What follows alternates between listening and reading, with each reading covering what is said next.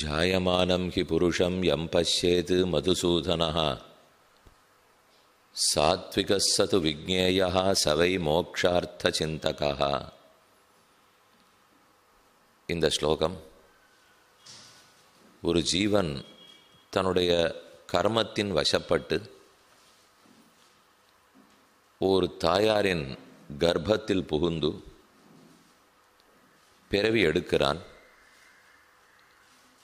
அப்படி அவன் கர்ப்பத்திலிருந்து வெளியே வந்து பிறக்கும்போது மதுசூதனன் பகவான் ஸ்ரீமன் நாராயணன் அவனை தன் திருக்கண்களால் குளிர கட்டாட்சிக்க வேண்டும். அப்படி அந்த கட்டாட்சத்தை பெற்றானாயின் அவனுடைய வாழ்க்கையில் சத்வகுணம் வளர்ந்து காணப்படுகிறான். அவனிடம் சத்வகுணம் வளருகிறது. மோட்சத்தை அடைய வேண்டும், இனி பிறப்பு இறப்புகளாகிற சுழலிலே துன்பப்படக்கூடாது என்கிற தெளிவு ஏற்படுகிறது. அவனுக்கு இருக்கிற சந்தேகங்கள் அனைத்தும் தொலைந்து பெருமான் திருவடிகளையே பற்றுகிறான். ஜாயமானம் ஹி புருஷம், ஒரு ஜீவன் பிறக்கிற காலத்தே அந்த ஜீவனை பஷ்யேத் மதுசூதனஹா, மதுசூதனன் பகவான் பார்ப்பானாயின் அது ஒரு சிலருக்கு கிட்டுகிறது. சாத்விகா, அந்த மகான் சத்வகுணத்தாலேயே வளருகிறான். சது விஜ்ஞேயா, அவன்தான் ஞானத்தாலே சிறந்தவன். அவனும் பிரம்மத்தை அறிகிறான். நாமும் அவனை பற்றி தெரிந்து ஆனந்தப்படலாம். சவை மோக்ஷார்த்த சிந்தகா, அவரே முக்தி அடைவதன் பொருட்டு அறிந்து முயலுகிறார் என்று இந்த ஸ்லோகம் சொல்கிறது. ஆகவே நம்ம ஒத்தொத்தருக்கும் விருப்பம் கர்மங்கள் தொலைய வேண்டும், சத்வகுணம் வளர வேண்டும், ரஜோகுணமும் தமோகுணமும் நீங்க வேண்டும். இந்த ஆசைகள் இருக்குமானால் இதற்கு முதல் தேவையாது பகவானுடைய கட்டாட்சம்.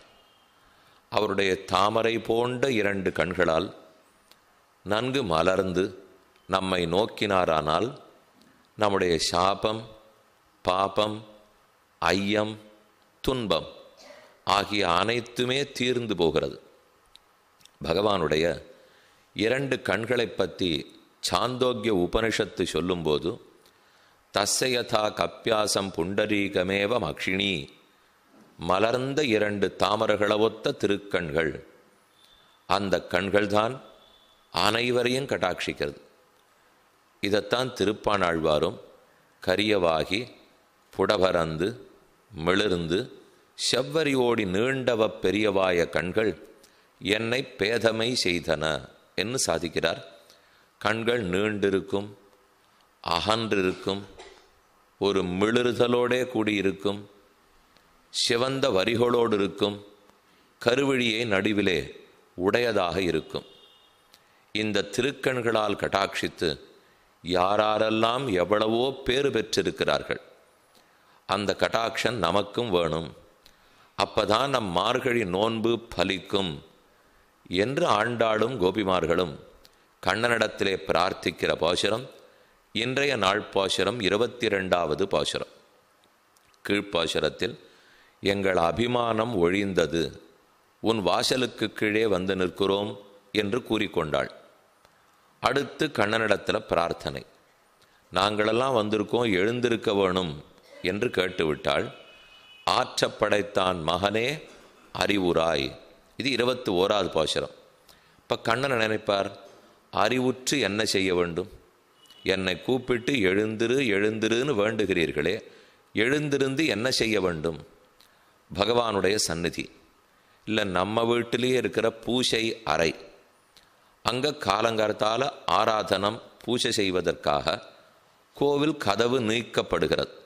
இப்போ கோவில்களில் கதவு திறக்கச்சேவும் சரி, நம்ம வீட்டிலே பெருமானுடைய சந்நிதி கதவு திறக்கும் போதும் சரி. அப்போ நம்ம எல்லாருக்கும் முதல் ஆசை என்ன? இப்போ தான் முதல்ல பெருமான் கண் விழிக்க போகிறார், விழித்தவுடனே அடியேன கட்டாட்சிக்கணும், அந்த முதல் பார்வை, முதல் கடாட்சம் நம்ம பேரில் பரணும்னு பிரார்த்திக்கிறோம். நிர்மால்ய சேவைன்னு எங்கு காலங்கார்த்தால போனோம்னால் அப்போ திறந்த உடனே அந்த பெருமானுடைய திருக்கண்கள் நம்மை நோக்கணும்னு பிரார்த்தனை. அதே பிரார்த்தனை தான் கோபிகைகளும் கண்ணனிடத்திலே வேண்டிக் கொள்ளுகிறார்கள். நாங்களெல்லாம் வந்தோம், அறிவுராய்னு சொன்னோம். அறிவுற்று என்ன செய்ய வேண்டும்னால் அறிவுறும்போதே எங்களை கடாட்சிக்க வேண்டும். 22வது பாசுரம் கடாட்சத்தை வேண்டிய பாசுரம். அங்கண்மா ஞாலத்தரசர் அபிமான பங்கமாய் வந்து நின் பள்ளிக்கட்டிற்கீழே சங்கமிருப்பார் போல் வந்து தலை பெய்தோம். கிங்கிணிவாய்ச் செய்த தாமரை பூ போலே செங்கன் சிறுதே எம்மேல் விழியாவோ. திங்களும் ஆதித்தியனும் எழுந்தாற்போல் அங்கன் இரண்டும் கொண்டு எங்கள் மேல் நோக்குதியேல் எங்கள் மேல் சாபம் இழிந்து ஏலோர் எம்பாவாய். எங்கள் மேல் சாபம் போக வேண்டும். பாபம் சாபம் இரண்டாகவும் கொள்ளலாம். எங்கள் மேல் பாபம் தொலைய வேண்டும், எங்கள் மேல் சாபம் இழிய வேண்டும். தப்பாமல் நம்ம தலையில் விடிகிற சாபமாக இருந்தால் கூட அதுவும் போக வேணும்னு கூறுகிறாள். ஏன்னா சாபம்னு இருந்தால் அது நியத கர்மா, அப்போ நடந்தே தீரும். ஒரு ரிஷிகுமாரன் முனிகுமாரன் பரீட்சித்தை சபித்தான். 7வது நாள் தக்ஷகன்கிற பாம்பு கடித்து இறந்து போவாய், நடந்தே தீர்ந்தது. எப்பேற்பட்ட கண்ணனோ நாரதரோ சுகரோ அவர்கள் வந்திருக்கிறச்சே கூட இந்த சாபத்தை போக்க வேணும்னு பிரார்த்தனை வைக்கப்படலை, சாபம் போகவும் இல்லை. அப்போ சாபம்னு இருந்தால் கண்டிப்பாக நடந்து முடிஞ்சு போடும், அது நியத கர்மா. அதனால தான் இங்கே சப்தமே எங்கள் மேல் சாபம் இழிந்து எங்கள் பேரில் இருக்கிற சாபத்தை எல்லாம் போக்கி கொடுக்க வேணும். இப்போ நமக்கு என்னென்ன சாபம் இருக்குதுன்னு கணக்கானு தெரியுமா? பாட்டில் அந்த கணக்கே இல்லை பாருங்கள். எங்கள் மேல் சாபத்தை தொலை, ஏன் அப்படியே விட்டுட்டாள்னால் நமக்கு அந்த கணக்கு தெரியாது. இந்த ஜென்மத்தில் பெற்றிருக்கோமோ எந்த ஜென்மத்தில் பெற்றிருக்கோமோன்னு கூட தெரியாது. அப்போ ஒன்று தான் செய்யணும், இதுவரை என்னென்ன கடன் யாரிடத்தில் நான் வாங்கியிருக்கிறேனோ அத்தனை சுவாமிகளும் தெரிந்து கொள்க, திரும்பி கொடுப்பதாக இல்லை அப்படின்னு போடுறாப்புல இது. ஏன்னா எனக்கு யார்கிட்ட கடன் வாங்கினேன்னு கூட தெரியாது சுவாமி, ஆனால் மொத்தமாக பத்திரிகையில் ஒரு விளம்பரம் கொடுத்துட்றேன், யாரிடத்தில் என்றென்று எவ்வளவு வாங்கியிருக்கிறேனோ அனைத்தும் தள்ளுபடி செய்யப்பட்டது அப்படிங்கிறாப்புல இது. எங்கள் மே சாபம் இழிந்துனால் இதுகாரும் சேர்த்திருக்கிற மொத்தம் இனிமேலும் சேரக்கூடாது, இத்தனை நாள் சாபங்களும் போகணும். ரொம்ப ஆச்சரியமான பாசுரம். பதார்த்தம் பார்ப்போம். அங்கண்மா ஞாலத்து அரசர், அரசர்களுக்கு இருக்கிற பெருமை சொல்றார். அங்கண்மா ஞாலம், ஞாலம் உலகம் பிரபஞ்சம், ஞாலத்தரசர் உலகத்தையே ஒரு குடைக்கு கீழ் ஆளுகிற சக்கரவர்த்தி. சின்ன குறுநில மன்னனை சொல்லலைங்க, இந்தந்த இடத்துக்கு சின்ன சின்ன ராஜாக்கள்லாம் இருப்பாளே அப்படி இல்லை, பெரிய பிருத்திவி மண்டலம் முழுக்க லோகம் முழுக்க ஒருத்தர் ஆடுறாராம். அப்படிப்பட்ட ஞாலத்து அரசர். இந்த லோகத்தில் என்னென்ன இடம் இருக்கு? அங்கண் மா, அம் அழகிய, கண் இடம், மா பெரிய, அழகிய இடங்கள் பலவற்றை கொண்ட பெரியதான லோகம். லோகம் ரொம்ப பெரியது, அழகழகான பல இடங்களோட கூடியிருக்கும். அந்த லோகத்தை ஆள்கிற அரசர். இப்போ அரசர்னு சொல்லியிருந்தாலே போருமே, அவர்களுடைய சொத்தினுடைய பெருமை சொல்லணுமானால் யாருக்குமே தன் சொத்து பெருமையால் தானே அபிமானமே வருது. ஒரு அகங்காரம் எப்போ வரும்? இது என்னது இது என்னது. ரொம்ப சுமாரான ஒரு பொருளை நான் வச்சுருந்தேன்னா கூட பெருமை பேசிக்கொள்ள மாட்டேன், ஏன்னா பொருள் சுமார். நிஜமாவே ரொம்ப உயர்ந்த பொருள் என்கிட்ட இருந்தால் வேணும்னு என்ன அகங்காரம் கொள்ள அது தூண்டும் இல்லையோ. அதனால தான் ஆண்டாள் இப்போ இடத்தின் அழகையும் பெருமையையும் கூறுகிறாள். சின்ன ஒரு காணி நிலம் வச்சிருந்தாலே நம்ம உடனே நாங்கள்லாம் நிலச்சுவான்தார் அப்படின்னு பேர் போட்டு விடுறோமோ இல்லையோ. அப்போ சக்கரவர்த்தி என்ன பேர் போட்டுக்க மாட்டார்? அவர்கிட்ட அழகான இடங்கள் பல இருக்குது, பெரிய பிருத்திவியே அவர் தான் இருக்குது. அப்போ இவ்வளவு பெருசு தன்னதுன்னு தான் அவருக்கு அகங்காரம். அங்கண்மா ஞாலத்தரசர் அபிமானம், அவர்களுக்கு இருக்கிற துரபிமானம். தாங்கள் சக்கரவர்த்தி, தாங்களே ஈஸ்வரன்கிற அளவுக்கு அபிமானம். அபிமான பங்கமாய், பங்கம்னா அது அழிஞ்சு போகிறது, பங்கம்னா உடையிறது. அபிமான பங்கமாய் அந்த துரபிமானம், நாங்கள் சக்கரவர்த்திங்கிற தப்பான ஆணவம், அந்த ஆணவம் அழிந்து அபிமான பங்கமாய் வந்து இது வரைக்கும் யாராக இருந்தாலும் அவர்கள் முன்னாடி போய் நின்று தான் அவளுக்கு பழக்கம். இப்போ தான் முதல் முறையாக அவள் கிளம்பி கண்ணனை பார்க்க வராளாம். இது வரைக்கும் யாரான்னு கேட்டிருந்தா கூட வேணும்னா கண்ணன் நம்மளை வந்து தரிசிக்கட்டும், என்று பேசின்னு இருந்தாளாம். இப்போ அந்த அபிமானம்லாம் போச்சு. அபிமான பங்கமாய் வந்து நின் பள்ளிக்கட்டிற்கீழே. இத்தனை நாளும் அவர்கள் பள்ளிக்கட்டிற்கீழே தான் ராஜாக்கள்லாம் அடங்கியிருந்தா. கப்பம் கட்டுறதுக்கும் அவரை பார்த்து பேட்டி கண்டு ஒரு ஆசி வாங்கிட்டு போகிறதுக்கும் இந்த சக்கரவர்த்தி வீட்டு வாசலில் தான் மொத்த பேர் நின்றுந்தா. இப்போ நிலமை மாறி போச்சு. நின் பள்ளிக்கட்டிற்கீழே. கண்ணா, உன்னுடைய திருவடிகளுக்கு கீழ், உன் ஆசனத்துக்கு கீழே. தர்மாதி பீட்டம்னு பகவானுடைய ஆசனம் 8 கால்களோடு எழுந்துருளி இருப்பறாம். அதுக்கு 8 கால் இருக்கும். தர்மம் அதர்மம் முதலான 8 கால்கள். அந்த கால்கள் கொண்ட பீட்டத்தில் பெருமாள் மேலே எழுந்துருளி இருக்கார். அது பள்ளிக்கட்டு. பெருமானுடைய கட்டில்னு கொள்ளலாம். பள்ளிக்கட்டிற்கீழே சங்கம் இருப்பால் போல். சங்கம் சங்கம்னா கூட்டம்னு அர்த்தம். கூட்டமாக அரசர்கள் வந்திருக்கா. ஒருத்தர் 2 பேர் இல்லை. ஏன் ஒருத்தர் வந்தார்னு சொல்கிறதுக்கும் சங்கம் இருப்பார்னு சொல்கிறதுக்கு என்ன வித்தியாசம்னால், ஒரு ராஜா இன்னொரு ராஜாவை சேவிக்க போகிறான்னாலும் யாரும் பார்க்காத வண்ணம் தான் போவான்.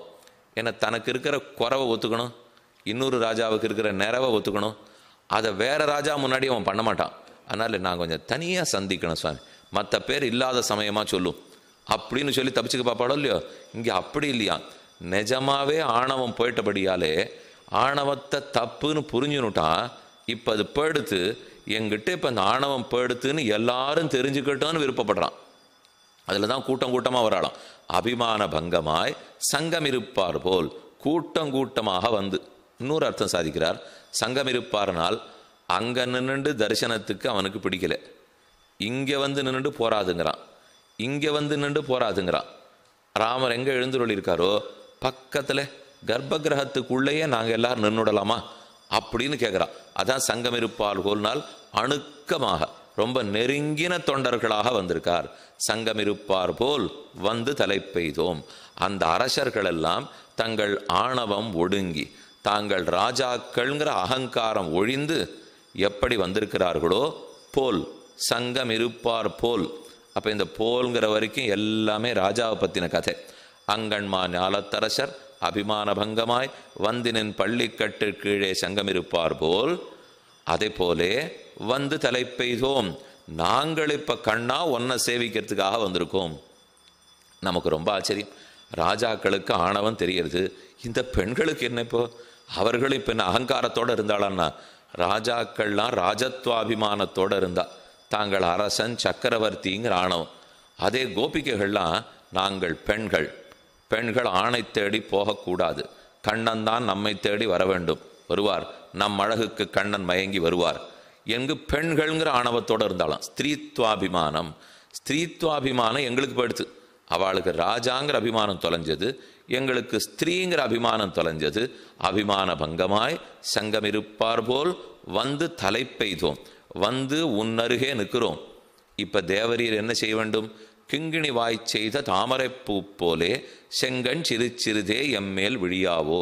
பகவானுடைய செங்கண், சிவந்த வரியோடி இருக்கிற கண், வாத்சல்யத்தாலே குதறி சிவந்திருக்கிற கண். அந்த செங்கண்ணை வர்ணிக்கிறாள்.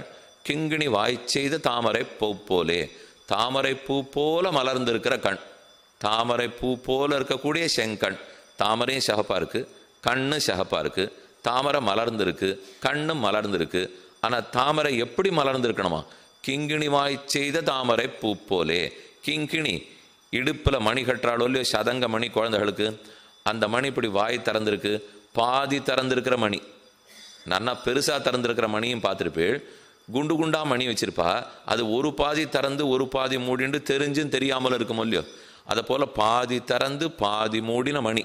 கிங்கிணி வாய் செய்த அந்த கிங்கிணி மணிகள் எப்படி பாதி திறந்து மூடி இருக்குமோ, அதை போல முழுக்கவும் திறந்திருக்கக்கூடாது, முழுக்கவும் மூடி இருக்கக்கூடாது. அப்படி பாதி மலர்ந்திருக்கிற தாமரையை போல இருக்கிற கண்கள். இப்போ பெருமான சேவைக்கு போகிறோம், அவர் இப்படி மூடின்னு இருக்க மாட்டார். நன்னா இப்படி பார்த்தா பயப்படுற மாதிரியும் பார்க்க மாட்டார்.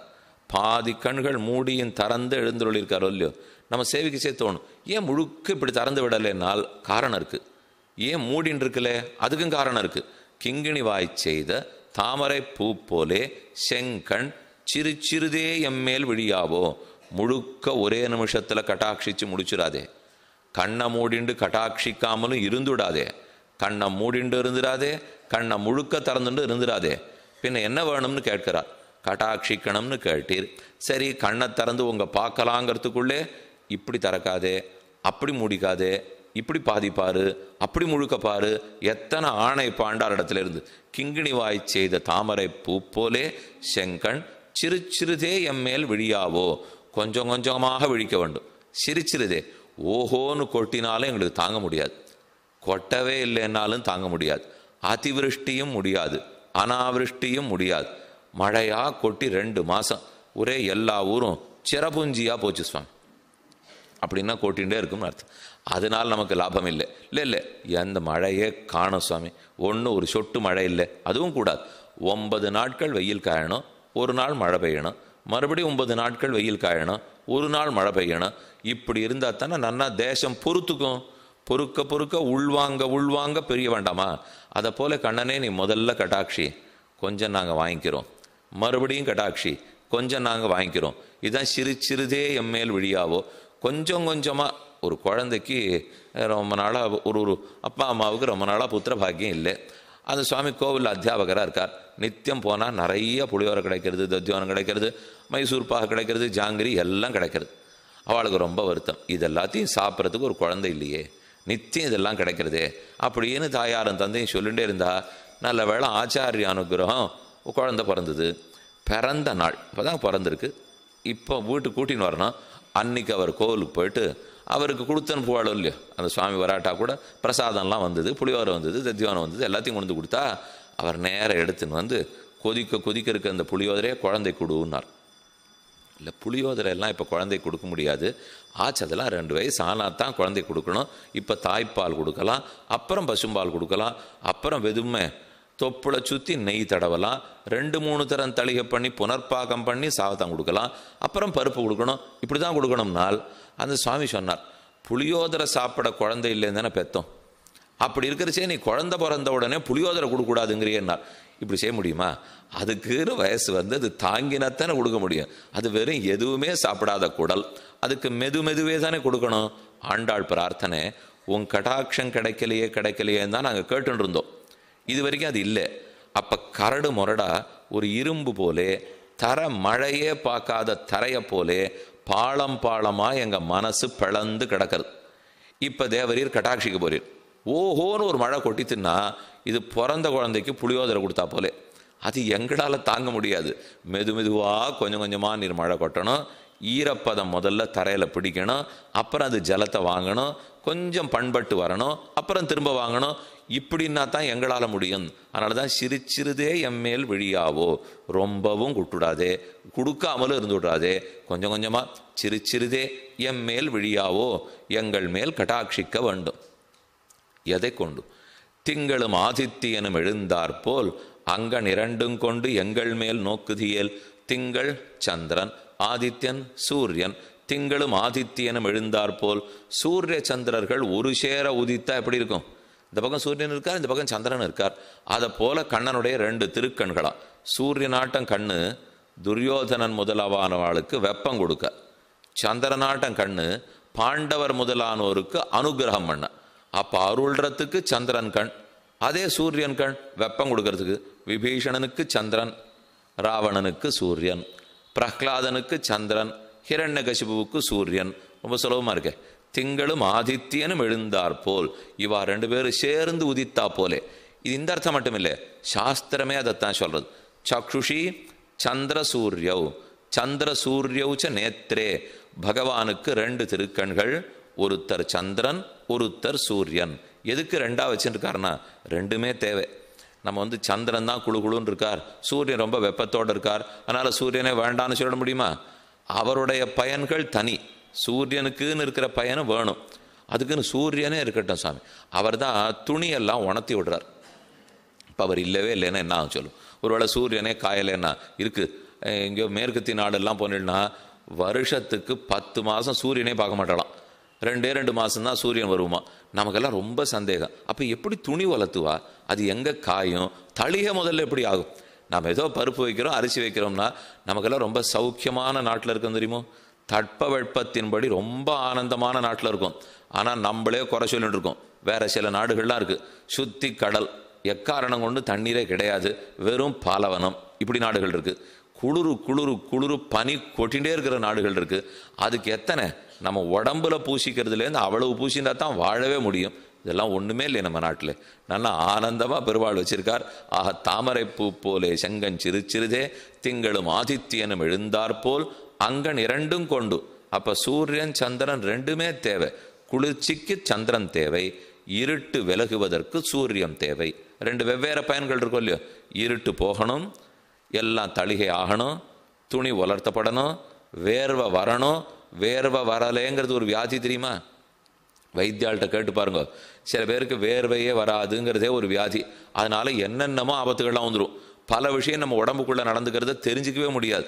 ஏன்னா உடம்புனுடைய தட்ப வெப்பத்தை சரியாக பார்த்துக்கிறதே இந்த வேர்வை வெளியில் வர்றது தான். உள்ளே என்ன ஜலம் இருக்குது, வெளியில் என்ன ஜலம் வர்றதுன்னு தானே உடம்பு ஒழுங்காக இருக்கும். திடீர்னு ஒன்றும் வரவே இல்லை, என்ன சாப்பிடணும் ஏதுமே தெரியாது. அதெல்லாம் பார்த்துக்கிறாரோ இல்லையோ சூரிய பகவான். அதனால் ஒரு பக்கத்தில் அவரால் நல்லது, ஆனால் அவரே காஞ்சின்னு இருந்தார்னா அப்புறம் நமக்கு குளிர்ச்சி அப்படி தண்ணுன்னு இருக்கிறதுக்கு எதுவும் கிடைக்காது. அதுக்கு தான் சந்திரன். அப்போ திங்களும் ஆதித்யனும் எழுந்தார் போல் அங்கன் இரண்டும் கொண்டு, அழகிய ரெண்டு திருக்கண்களை கொண்டு அங்கன் இரண்டும் கொண்டு எங்கள் மேல் நோக்குதியேல், எங்களை நோக்குவாயானால், எங்களை கடாட்சிப்பாயானால், எங்கள் மேல் நோக்குதியேல், எங்கள் மேல் சாபம் இழிந்து. தேவரீர் ஒரு நிமிஷம் கடாட்சித்ததுனால் சாபம் அனைத்தும் போடும். நான் எத்தனை நாளாக பாபம் பண்ணியிருக்கேனோ அத்தனை நாள் மறுபடியும் பெருமாள் கடாட்சிக்கணும் அப்படிங்கிறதெல்லாம் இல்லை. ஒரு பெரிய இருட்டு குகை, 1000 வருஷமாக இருள். ஒரு சுவாமி ஏதோ அந்த இருள் போகட்டமேங்கிறதுக்காக ஒரு அகல் விளக்கை கொண்டு போய் ஏற்றி வச்சார். உடனே குகையில் இருக்கிற இருட்டெல்லாம் திரண்டு எழுந்து நின்றுது, கொடி பிடிச்சது. நீர் எத்தனை நாள் விளக்கேற்றான் தெரியுமா? நான் 1000 வருஷமாக இங்கே இருக்கேன். நீர் ஒரு 100 வருஷமான விளக்கேற்றினா தான் இருட்டு போகும் அப்படின்னு சொல்லுமா? எந்த நிமிஷம் விளக்கேற்றினோ உடனே இருட்டு ஓடி ஆகணும். 1000 வருஷம் இருட்டு இருந்திருக்கட்டும், ஆனால் விளக்கேற்றின உடனே ஓடி போகிறது இல்லையோ. அதே போல் நான் அனாதி காலமாக சாபத்தை சேர்த்திருந்தாலும் பாப்பங்களை சேர்த்திருந்தாலும் எங்கள் மேல் நோக்குதியேல், நீ நோக்கின உடனே நோக்குவாயானால் சாபம் இழிந்து. உடனே எங்கள் சாபம் அத்தனையும் போயிடும். பகவன் நாமத்தை ஒரு தடவை சொன்னால் பாபங்களெல்லாம் தொலையும். அவர் ஓர் முறை கட்டாட்சித்தால் சாபம் அத்தனையும் தொலைய போகிறது. எங்கள் மேல் சாபம் இழிந்து ஏலோர் எம்பாவாய் என்பது இன்றைய பாசுரம். ஆக நாம இதை சொல்லி சொல்லி பிரார்த்திச்சுக்கணும். எப்போ பெருமாள் சன்னதி கோவிலில் போய் சேவிக்க செய்வோம் இந்த பாட்டை சொல்லி கேட்கலாமே. எங்கள் மேல் நோக்குதியேல், எங்கள் மேல் சாபம் இழிந்து, தேவரீர் கட்டாட்சிக்கணும். சுவாமி அதுக்கு தான் வந்திருக்கோம். அப்போ பெருமாள் என்ன நம்மளை கட்டாட்சிக்காத படப்படுறாருனால் கேட்க வேண்டியது நமக்கு ஆசையான கடமை. அவர் கட்டாட்சிக்காத இருக்க மாட்டார். ஏன்னு பாருங்க, இத்தனை நாள் எங்கெங்கேயோ தெரிஞ்சிருக்கோம். இப்போ அவருடைய மகிமை தெரிஞ்சு முன்னாடி வந்து நிற்கிறோம். அப்போ நன்னா கெஞ்சினா என்ன? இப்போ ஒன்றும் குறவில்லையே. அவர் பெரியவர், நாம இளையவன். அப்படி இருக்கிறச்சே கெஞ்சது தானே. இந்த நான் போய் கெஞ்சுவேனான்னு உடனே ஒரு அகங்காரம் வருது பாருங்க. அதைத்தான் இப்போ அபிமான பங்கமாய்னு பாடிக்கொண்டிருக்கிறாள். அந்த அபிமானம்தான் வேண்டாம், தாராளமாக கெஞ்சலாம். வேதாந்த தேசிகன் ரொம்ப ஆச்சரியமாக சாதிக்கிறார். சரணாகத்தின்னு சொல்கிறமே அது என்ன தெரியுமோ? ஒன்றும் பெரிய சமாச்சாரம்லாம் இல்லை, எளிமையான விஷயம்னார். சுவாமி அது புரியவே இல்லை. நீங்கள் நிறைய புஸ்தகம் எழுதி வச்சிருக்கீங்களா? ஏதோ சரணாகதி பிரபத்தி நியாசம் மாற்றி சொல்கிறீள், அது என்னதுன்னே தெரியலன்னால் நான் ரொம்ப சுலபமாக புரிகிறாப்புல சொல்கிறேன். ரொம்ப பெரிய மனுஷர் ஒருத்தர், எனக்கு ஒரு காரியம் நடக்கணும், ஒரு துளி கூட அது தகுதி எனக்கு இல்லை. அந்த காரியத்தை நடத்திக்கிறதுக்கு சாமர்த்தியம் சக்தி தகுதி எதுவும் இல்லை. அது எல்லாம் அவர்கிட்ட தான் இருக்குது. ஆனால் அவர் கிட்டக்கே போகாமல் ரொம்ப நாளாக நான் எங்கேயோ போக்கு காட்டின்னு திரிஞ்சிருக்கேன். இன்றைக்கி அவர்கிட்ட வந்து நிற்கிறேன். அவர்கிட்ட எப்படி கேட்கணும்? ஈனி இழித்து கொண்டு தலையை சொரிந்து கொண்டு இப்படி ஏந்தி கெஞ்சரையோ இல்லையோ பண்ணு, அதுதான் சரணாகதின்னு விட்டார். நாம் சரணாகதிங்கிறது என்னமோ ஓஹோ நினச்சின்னு இருக்கமோ இல்லையோ. ஒன்றும் வக்கத்திற்குவனுக்கு வழி கிடையாது. நீ தலையை சொரிஞ்சுட்டு கொஞ்சமானு பிச்சை போடுறியா என்று கேள். இதுக்கு அபிமானப்படாதே. அந்த அபிமானம் தொலைந்து வருவது தான் சரணாகதி. பிரபத்தின்னு சொல்லும் போதே அனைத்து சுவாதந்திரமும் போடணும். இதில் எனக்கு சுவாதந்திரம் இருக்கு, நான் இத்தை செய்ய முடியும் என் முயற்சியால் என்று சொல்லுகிற எதுவுமே இருக்கக்கூடாது. அப்பதான் பகவான் அந்த பிரபத்தியை திரும்பியே பார்க்கிறார். மறுபடியும் அதுலேயே நமக்கு ஒரு சுவாதந்திரியம் வந்துடுத்துன்னு வச்சுங்க. சுவாதந்திரியம்னா கீழே ஒரு நாள் சொல்லியிருக்கேனே, நான் எனக்கு முக்கியம் சுவாதந்திரியம், அவன் எனக்கு முக்கியம் பாரதந்திரியம். பாரதந்திரியம்னால் அவர் எனக்கு பிரதானம், பகவான் தான் எனக்கு முக்கியம். சுவாதந்திரம்னா நான் எனக்கு முக்கியம். நான் எனக்கு முக்கியம்னுட்டாலே என் நடவடிக்கை வேற, அவர் எனக்கு முக்கியம்னுட்டாலே என் நடவடிக்கை வேற. என்ன யாரை முக்கியம்னு ஒத்துக்கிறேனோ அதுக்கு தகுந்ததானே நம்முடைய நடவடிக்கை ஒழுக்கம் எல்லாமே இருக்கும். அவர் முக்கியமா, அப்போ அவரை பார்த்து தான் நடக்க போகிறேன். நான் முக்கியமா, அப்போ என்னை பார்த்து நடந்துக்க போகிறேன். சுவாதந்திரியம் பேடணும், பாரதந்திரியம் நன்கு தலை உயர்ந்து இருக்க வேண்டும். அதைத்தான் இந்த பாசுரத்தில் அபிமான பங்கமாய் வந்தோம், இனி சுவாதந்திரமில்லை, தேவரீரையே பிரார்த்தித்து வந்தோன்னு பத உரை. இனிமே கீழ்ப்பாசுரத்துக்கு இந்த பாசுரத்துக்கு சங்கதி என்னன்னு பார்ப்போம். கீழே ஏற்றகலங்கள் எதிர்பொங்கி மீதளிப்ப மாற்றார் உனக்கு வலி தொலைந்துன் வாசற்கண் ஆற்றாது வந்துன் அடிபணியுமா போலே போற்றியாம் வந்தோம், எங்களுடைய அபிமானம்லாம் போச்சுன்னு அந்த பாட்டிலும் இருக்கு. இப்போ கீழ்ப்பாசுரத்து இந்த பாசுரத்துக்கும் வார்த்தையிலே தொடர்பு இருக்கு பாருங்க. கீழே என்னன்னு முடிச்சிருக்காள், ஆற்றப்படைத்தான் மகனே அறிவுராய் ஊற்றமுடையாய் பெரியாய் உலகினில் தோற்றமாய் நின்ன சுடரே துயிலழாய் மாற்றார் வலி தொலைந்து உன் வாசற்கண் ஆற்றாது வந்துன் அடிபணியுமா போலே. உனக்கு மாற்றார் விரோதிகள், அவர்கள்லாம் வலி தொலைந்து தங்களுக்கு இருக்கிற வலிமை தொலைந்து உன் வாசற்கண் அவ அபிமானம் எல்லாம் படுத்து அபிமானம் தொலைஞ்சு உன் வாசலுக்கு வந்திருக்கார்கள். இது கீழ்ப்பாசுரம். கண்ணன் உடனே யோசிக்கிறார், அபிமானம் தொலைஞ்சுதுன்னு சொல்லிக்கிறார், இன்னும் மனசுல என்ன ஓடுறதுன்னு கொஞ்சம் கேட்போம். அவர் இன்னும் கொஞ்சம் பேசாமல் இருக்கார். தான் அபிமானம் தொலைஞ்சுதுன்னு சொல்லட்டோமே. கண்ணன் நினைக்கிறார், கெட்டது போயிடுத்துங்கிறீள், நல்லது வந்துதான் இன்னும் சொல்லவே இல்லையே. ரெண்டு வேணும் இல்லையோ, கெட்டது தொலையணும், நல்லது வரணும். கெட்டது படுத்து அபிமானம் இருந்தது கெட்டது, அந்த கெட்டதெல்லாம் தொலைஞ்சு கொடுத்து உனக்கு வலி தொலைந்துன் வாசற்கண் ஆற்றாது வந்துன் அடிபணியுமா போலே. தேவையற்றது கெட்டது அபிமானம் படுத்து ஆண்டாள் சொல்லிட்டாள். அது நம்ம சொல்ல வேண்டியதெல்லாம் சொல்லிட்டோன்னு நினச்சுனுட்டா குழந்தைகள். ஆனால் இப்போ கண்ணன் நினைக்கிறார், பாதி சொல்லியிருக்கீள், பாக்கி பாதி நான் என்ன கெட்டது போனதுக்காக கொடுத்துருவேன்னா நல்லது வந்தாத்தானே கொடுப்பேன் அப்படின்னு பார்த்துட்டு இருக்கார். இப்போ அந்த நல்லது வந்துடுத்துங்கிறது தான் 22வது பாசுரம். தீயது தொலைந்தது 21. எது தொலைஞ்சது? அபிமான சூன்யத்துவம் சொல்லுகிறது. எங்கள் துரபிமானம் அகங்காரம் ஆணவம் அது தொலைந்ததுங்கிறத கீழே சொல்லிட்டா, அந்த தொலைஞ்சதோட இப்போ தொடர்பு இந்த பாட்டில் இருக்கு பாருங்க. அங்கண்மாஞால தரசர் அபிமான பந்தமாய் வந்து நின் பள்ளிக்கட்டிற்கீழ் சங்கம் இருப்பார் போல். அபிமான பங்கமாய்ங்கிறது கீழ்பாட்டிலே முடிஞ்சு போச்சு இல்லையோ. வலி தொலைந்துன் வாசற்கண், வலி தொலைஞ்சு போச்சு, அபிமானம் முடிஞ்சு போச்சுங்கிறத 21லேயே முடிச்சாச்சு. இப்போ எதுக்கு திரும்ப 22வது பாட்டில் அபிமான பங்கமாய் அங்கன்மாலா தரசர் அபிமான பங்கமாயினால் அப்போ கீழே சொன்னதை மீண்டும் இழுக்கிறாள்னு அர்த்தம். எதற்கெனில் அதில் ஒரு பாதி சொல்லிட்டேன், இப்போ மிச்ச பாதி சொல்கிறேன். அபிமான பங்கம் ஏற்பட்டதோ இல்லையோ, அது தீயது தொலைந்தது. வந்து நின் பள்ளிக்கட்டிற்கீழ் சங்கம் இருப்பார் போல், உன்னுடைய ஆசனத்துக்கு கீழே தேவரீருடைய சிங்காதனத்துக்கு கீழே வந்து நிற்கிறோம். அப்படி சங்கம் இருக்கிறதுக்கு வந்திருக்கார்கள்னால் அப்ப சிங்காதனத்துக்கு கீழே இருந்தே போற்ற வந்தோம், புகழ வந்தோம், கைகூப்ப வந்தோம், அர்ச்சனை பண்ண வந்தோம். இதெல்லாம் எதை தெரியுமா சொல்லும்? அனன்யார்க சேஷத்துவம். ஏற்கனவே சொன்னது அபிமான சூன்யத்துவம், அபிமானம் தொலைஞ்சுதுன்னு சொன்னது முன்னால். இப்போ சொல்றது உனக்கே ஆட்பட்டோம், உனக்கே அடிமகள், இதுதான் நல்லது. இந்த நல்லெண்ணம் வந்துடுத்துங்கிறது இப்போது. தீயது போச்சு, அபிமானம் தொலைஞ்சு போச்சு. ஆனால் அபிமானம் தொலைஞ்சுட்டா மட்டும் போறாதே, இன்னொன்று வரணுமே, அடிமைத்தனம் வரணுமே. ஆணவம் போகணும், அடிமைத்தனம் வரணும். ஆ போயிடணும், வரணும். இப்படி வேணா ஞாபகம் வச்சுங்க. போயிடணும்னா ஆணவம் போயிடணும், வரணும்னா அடிமைத்தனம் வரணும். அடிமைத்தனத்தை அனன்யார்க சேஷத்துவம், மற்ற பேருக்கு ஆட்படாத அடிமைத்தனம், இது எங்களுக்கு வந்துடுத்துன்னு சொல்றது இந்த பாசுரம். அதுதான் பள்ளிக்கட்டிற்கீழே சங்கம் இருப்பார் போல். தொலைஞ்சு வர்றது வேற, இங்கேருந்து போகமாட்டேங்கிறது வேற. எல்லாம் எங்கெங்கோ போனோம், எங்கெங்கோ அபிமானத்தோடு இருந்தேன் சுவாமி, இப்போ ராமரை சேவிச்சுட்டு போகலாங்கிறதுக்காக வந்தேன், ராமரை அப்படி சேவிச்சுட்டு போகலாங்கிறதுக்காக வந்தேன் அப்படின்னு சொல்லிட்டு வந்தான். இப்போ பரவாயில்ல, எங்கெங்கோ சுற்றி இருந்ததெல்லாம் மாறி போச்சு. ஆனால் ராமர் சட்டுன்னு அதுக்கு மயங்கிவிட மாட்டார். வந்தான், வாசலில் வந்து சேவிச்சான், ஒரு பிரதட்சணம் வந்தான், அப்படி 2 நிமிஷம் நின்னா, கோவில் இன்னைக்கு தான் பார்க்குறோம் என்னமா இருக்குது அப்படின்னு இறங்க பார்த்தான். தீர்த்தம் சட்டாரிலாம் வேண்டாம், அப்படி ஒரு சுற்றிட்டு கிளம்பி போயிட்டான். இதுக்கெல்லாம் ராமன் மயங்கிட மாட்டான். சரி வந்தான், வந்திருந்தாலும் எதனால் வந்தான்? என்னமோ வெளியில் இருக்கிற எண்ணம் மாதிரி இருக்குது, வந்திருக்கான். இன்னும் இங்கே எண்ணம் வரலை. இங்கே எண்ணம் எப்போ வரும்னால் வந்தவன் இங்கே நிற்கிறான், அங்கே நிற்கிறான், எங்கேயும் போல. அர்ச்சகர் தீர்த்தம் சடாரி கொடுத்துட்டாலும் பக்கத்திலே நிற்கிறான்.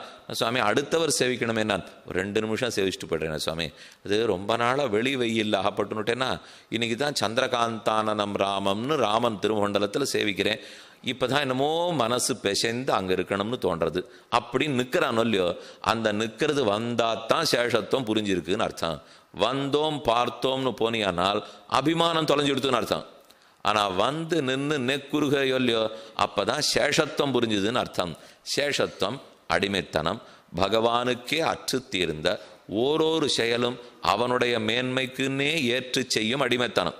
அதை அனன்யார்க சேஷத்துவம்னு சொல்லுவா. மற்ற பேருக்கு அடிமை, நமக்கு அடிமையா? இப்போ 2 படிக்கட்டு பார்ப்போம். முதல்ல இந்த ஜீவனும் தேகமும் ஒன்றுன்னு நினச்சிக்கிறோம். இது முதல் ஆபத்து. தேகாத்மா அபிமானம்னு சொல்லுவோம். தேகமே ஆத்மா, ஜீவனும் உடலும் ஒன்று இப்படி நினச்சின்னு மருண்டு நான் உயரமாக இருக்கேன், நான் குள்ளமாக இருக்கேன், நான் பருமனாக இருக்கேன், நான் ஆண், நான் பெண், இப்படி நினச்சிக்கிறோமோ இல்லையோ, இதெல்லாமே தேகமே ஆத்மாங்கிறது. இதைத்தான் அகங்காரம்னு சொல்லுவோம். உடல் வேறே ஆத்மா வேறேன்னு புரிஞ்சுக்காமல் நான் இந்த ஜென்மத்தில் பெண் உடலை எடுத்து கொண்டிருக்கிறேன், நான் இந்த ஜென்மத்தில் ஆண் உடலை எடுத்து கொண்டிருக்கிறேன், நான் இந்த ஜென்மத்தில் எடுத்து கொண்டிருக்கிற உடல் உயரமாக இருக்கிறது. இனிமேல் நீங்கள் சொல்லச்சு இப்படி சொல்லுங்க. ஆனால் யாரானு வச்சா என்ன கேட்காதீங்க. ஏன்னா இவர் என்ன ஒழுங்காக தானே பேசியிருந்தார் இத்தனை நாள், இவர் இன்னமும் இப்படி பேசுகிறாரு. ஏன்னா இதுதான் ஒழுங்கு, இப்போ நான் சொன்னது தான் ஒழுங்கு. நான் மனுஷன்னு சொன்னால் தப்புங்கிறது சாஸ்திரம். நான் இந்த ஜென்மத்தில் கர்மாதீனமாக மனித உடலை எடுத்து கொண்டிருக்கிறேன். ஏன்னா நான் மனிதன்னு சொல்லிட்டா அப்போ நான்கிற ஆத்மாவும் மனிதன்கிற உடலும் ஒன்றுன்னு நினைக்கிறோம். மனிதன்கிறது உடல், நான்கிறது ஆத்மா. அகம் சப்த கோச்சரத்துவம்னு சொல்வார்கள். அகம்ங்கிற சொல் ஆத்மாவைத்தான் குறிக்கும். அதே இதம் என்றாதான் இந்த சரீரத்தை குறிக்கும். நான் சொன்னா ஆத்மா, என்னுடையதுன்னு சொன்னா தான் மற்ற எதுவுமே. அப்போ உடலை நான் சொல்லவே கூடாது. உடல்னு சொல்லச்சவே என்னுடைய உடல்னு தான் சொல்லணுமே தவிர நான் உடல்னு நம்ம வழக்கு பேச்சில் கூட சொல்றது இல்லையே. நான் கை, நான் கால், நான் தலைன்னு தானே சொல்லிட்டு இருக்கோமா. என்னோட கை, என்னோட கால், என்னோட தலை. அப்போ நான்கிறது ஆத்மா, என்னுடையது உடல். இது ரெண்டும் புரியாமல் ஒன்று நினச்சிட்டு இருக்கமோ இல்லையோ. அதனால தான் நம்ம பண்ண சௌகரியங்கள் எல்லாம், சொகுசுகள் எல்லாம், என்னென்ன சுகமாக இருக்கணுங்கிறமோ எல்லாம் உடலுக்கே பண்ணிட்டு இருக்கோம். ஏன்னா நான்கிறத உடல் நினச்சுட்டேன், அப்போ அது சுகமாக இருக்கணும் தான் நினைப்பேன். அது என்னென்னா நான் சுகமாக இருக்கணும்னு நினச்சாலே அப்போ இந்த மனித உடல் சுகமாக இருக்கணும். அதுக்காக எழுந்த உடனே கொஞ்சம் தலை சுத்துறாப்புல இருக்குது, அதனால் பல் தேய்ச்சிட்டு தீர்த்தமாடிட்டு தான் பால் சாப்பிட்ணுங்கிற அவசியம் இல்லை. படுக்கையிலேருந்தே சாப்பிட்டுக்கலாம் நினைக்கிறேனோ இல்லையோ, அங்கே தான் ஆபத்து ஆரம்பம். அப்போது ஓஹோ நீ அப்போ ஆத்மானு புரிஞ்சுக்கல, உடல்னு தெரிஞ்சுட்டு இருக்கே. உடல் சுத்தித்து, வாஸ்தவம் தலை சுத்தித்துன்னா உடம்புக்கு ஏதோ ஆபத்து. ஆனால் அந்த உடம்புக்கு சௌக்கியம் பண்ணிவிட்டால் நான்கிற ஆத்மா சுகப்படுறதுன்னு இவன் நினச்சிக்கிறான். உடல் சௌக்கியத்தினால ஆத்மா சுகப்படாது, ஆத்மாவுக்குன்னு சுகப்பட வைக்கணும். அதற்கு வழி பல் தேய்க்காத சாப்பிட மாட்டேன், தீர்த்தமாடாத சாப்பிட மாட்டேன், சாஸ்திரம் சொன்னதை மீற மாட்டேன் என்று இருந்தால்தான் ஆத்மா சுகப்படும். இது ஒரு சுவாமி ரொம்ப வேடிக்கையாக சொன்னார். அது என்னமோ சுவாமி, ஆத்மா சுகப்படுறதுக்கு வேண்டிய செயல்களையும் உடம்பு சுகப்படுறதுக்கு வேண்டிய செயல்களையும் பெருமாள் கொஞ்சம் ஒன்றா வச்சிருக்க கூடாதா? நேர் எதிரெதிராக வச்சுட்டார். இதுக்கு சுகப்படுறதுக்காக எதை பண்ணாலும் அதுக்கு ஆபத்து, அதே ஆத்மா சுகப்படுறதுக்கு எதை பண்ணாலும் உடம்பு ஒத்துக்காது. இதை போல ரெண்டையும் பிரித்து விட்டுட்டார். ஏன் சுவாமி ஒன்றா வைக்கக்கூடாதுன்னா, அந்த 2 பொருளும் ஒன்று இல்லையே, அப்புறம் அவர் எப்படி ஒன்றா வைப்பார்? இப்போ 2 பேர், இந்த சுவாமிக்கு வேற விருப்பம், அந்த சுவாமிக்கு வேற விருப்பம். இவ 2 பேருடைய விருப்பமும் ஒன்றா இருந்திருந்தா எவ்வளோ நல்லா இருக்கும்னா, அவள் 2 பேரே ஒன்று இல்லையே, அப்புறம் எப்படி அவருடைய விருப்பம் ஒன்றா இருக்க முடியும்? இவர் விருப்பம் வேற தான், அவர் விருப்பம் வேற தான். இல்லை சுவாமி, ஒரு பெண்ணுக்கு 21 வயசு கல்யாணம் பண்ணி வைக்கிறோம், இத்தனை நாள் பிறந்த வீடு, பிறந்த சூழ்நிலை எல்லாம் வேற. இங்கிருந்து போய் வாழ்க்கைப்பட்ட உடனே எல்லாம் அந்த வீட்டுக்கு தகுந்தாப்புல தன்னை மாற்றின்னு வாழலையோ. அப்போ பாருங்க, 2 பேர் விருப்பமும் ஒரு விருப்பமாக போகலையோனால், ஆமாம் அதை போலத்தான் ஆத்மா சரீரம் இப்போ கல்யாணம் பண்ணிட்டு இருக்கா. ஆனால் இங்கே ஆபத்து என்னன்னால், இந்த 2 பேருடைய விருப்பத்தில் ஆத்மாவனுடைய விருப்பத்தின்படி சரீரம் பண்ணணுமா, சரீரத்தினுடைய விருப்பத்தின்படி ஆத்மா போகணுமா?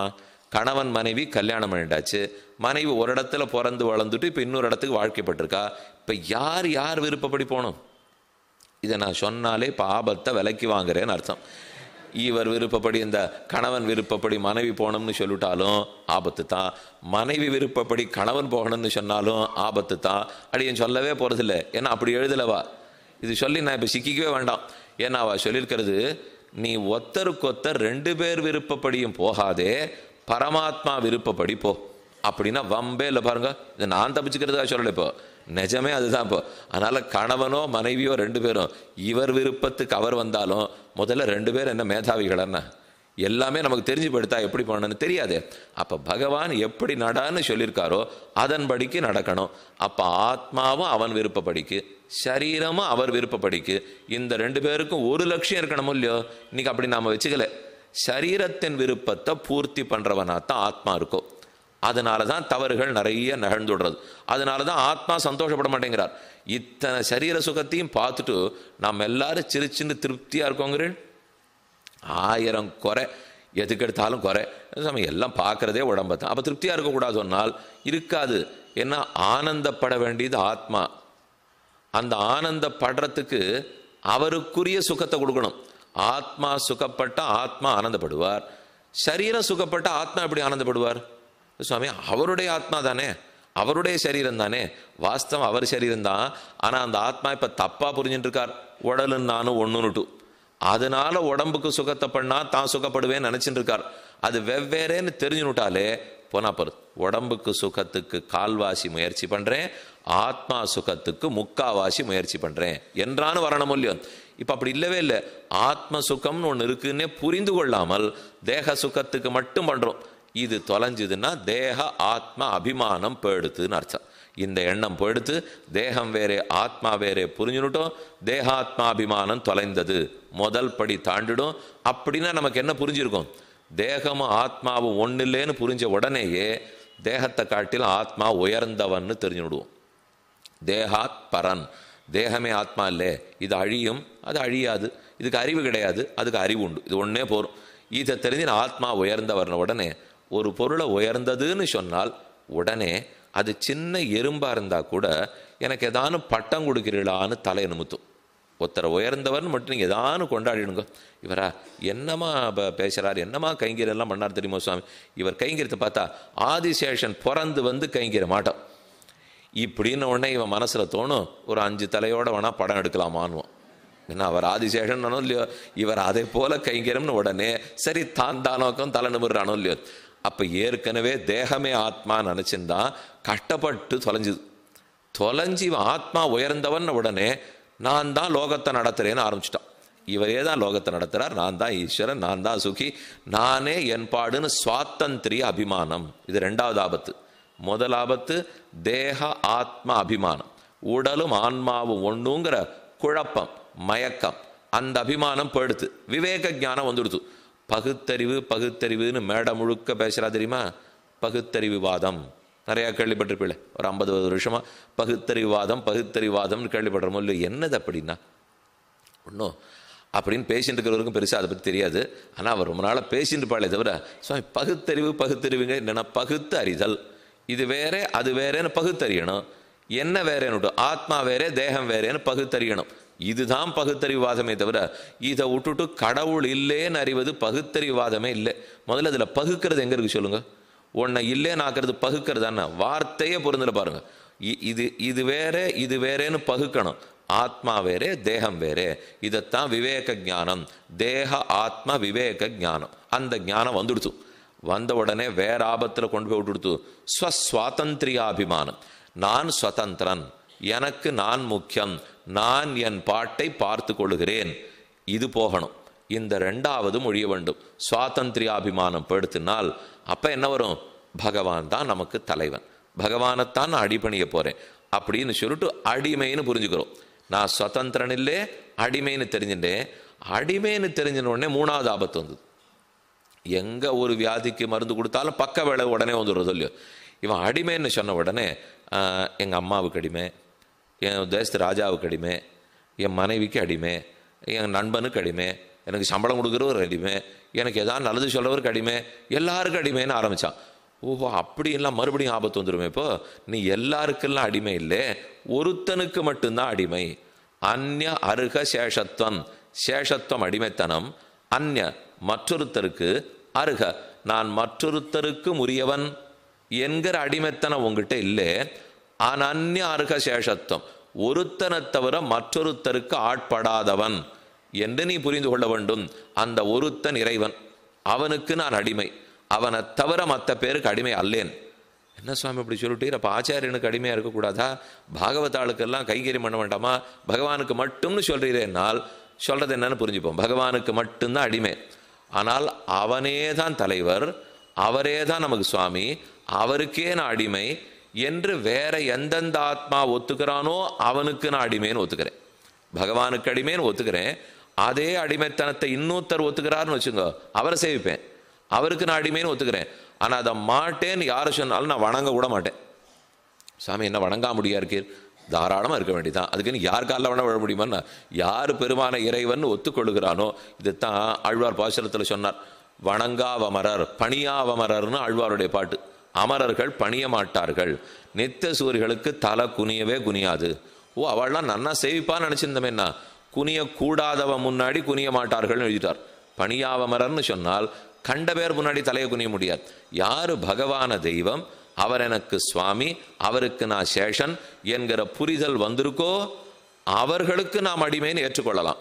அதை தவிர மற்ற பேருக்கு அடிமைகள் அல்லர். அதனால தான் அனன்யார்க்க சேஷத்துவம், மற்றொருத்தருக்கு ஆட்படாத அடிமைத்தனம். இது எங்களுக்கு இப்போ வந்துடுத்து. ஏன்னா இத்தனை நாளும் எங்கள் அப்பா அம்மாவுக்கு, எங்கள் கணவர்களுக்கு, எங்கள் சம்பளம் கொடுக்குறவாளுக்கு எத்தனை பேருக்கு அடிமை?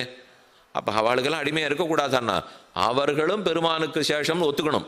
ஒத்துக்கொண்டால் தான் அடிமையாக இருப்போம். இப்போ ஒரு வேடிக்கையாக ஒரு சுவாமி சொன்னார், நாங்கள் யாருக்கெல்லாம் கைங்கரியம் பண்ணுவோம்? நம்மாழ்வார் கைங்கரியம் பண்ணுவோம், பிரகலாதனுக்கு பண்ணுவோம், விபீஷணனுக்கு பண்ணுவோம். ஏன் சுவாமி அவளுக்கெல்லாம் கைங்கரியம் பண்ணுறீங்க? பெருமானுக்கு தானே நீங்கள் பண்ணணும்னார். நான் அவன் என்ன அவ என்ன, பெருமானுடைய திருமேனி தானே இத்தனை பேரும், அவனுடைய சரீரமாக இருக்கார், எல்லாருக்கும் அவர் ஆத்மாவாக இருக்கார். அப்போ பகவானுடைய சரீரத்துக்கு கைங்கரியம் பண்ணக்கூடாதா? இப்போ எனக்கு கால் வலியாக இருந்தது, என் பிள்ளை வந்தால் நன்னா கால்லாம் பிடிச்சி விட்டான். பக்கத்து வீட்டுக்காரருக்கு ரொம்ப ஆச்சரியம், தேவலைய சுவாமி கால்லாம் பிடிச்சி விட்றான் நம்ம பிள்ளை, நீர் பாக்கியம் பண்ணவர் அப்படின்னு வந்தார், கொண்டாடினார். நான் அவர்கிட்ட அவனுக்கு என் பேரில் இஷ்டமே இல்லை சுவாமி, என் காலில் தான் விருப்பம் இப்படின்னு சொல்லுவேனா? என் காலை பிடிச்சி விட்டால்னா இப்போ எனக்கு நல்லது பண்ணால் தானே அர்த்தம். அதை போல பெருமானுடைய திருமேனி தான் மொத்த ஆழ்வார் ஆச்சாரியர்கள். பிரகலாதனோ விபீஷணனோ துருவனோ எல்லாம் பெருமாளுக்கு திருமேனி. அப்போ அவர்களுக்கு கைங்கரியம் பண்ணால் அவனுக்கு பண்ணுறதான் தானே அர்த்தம்.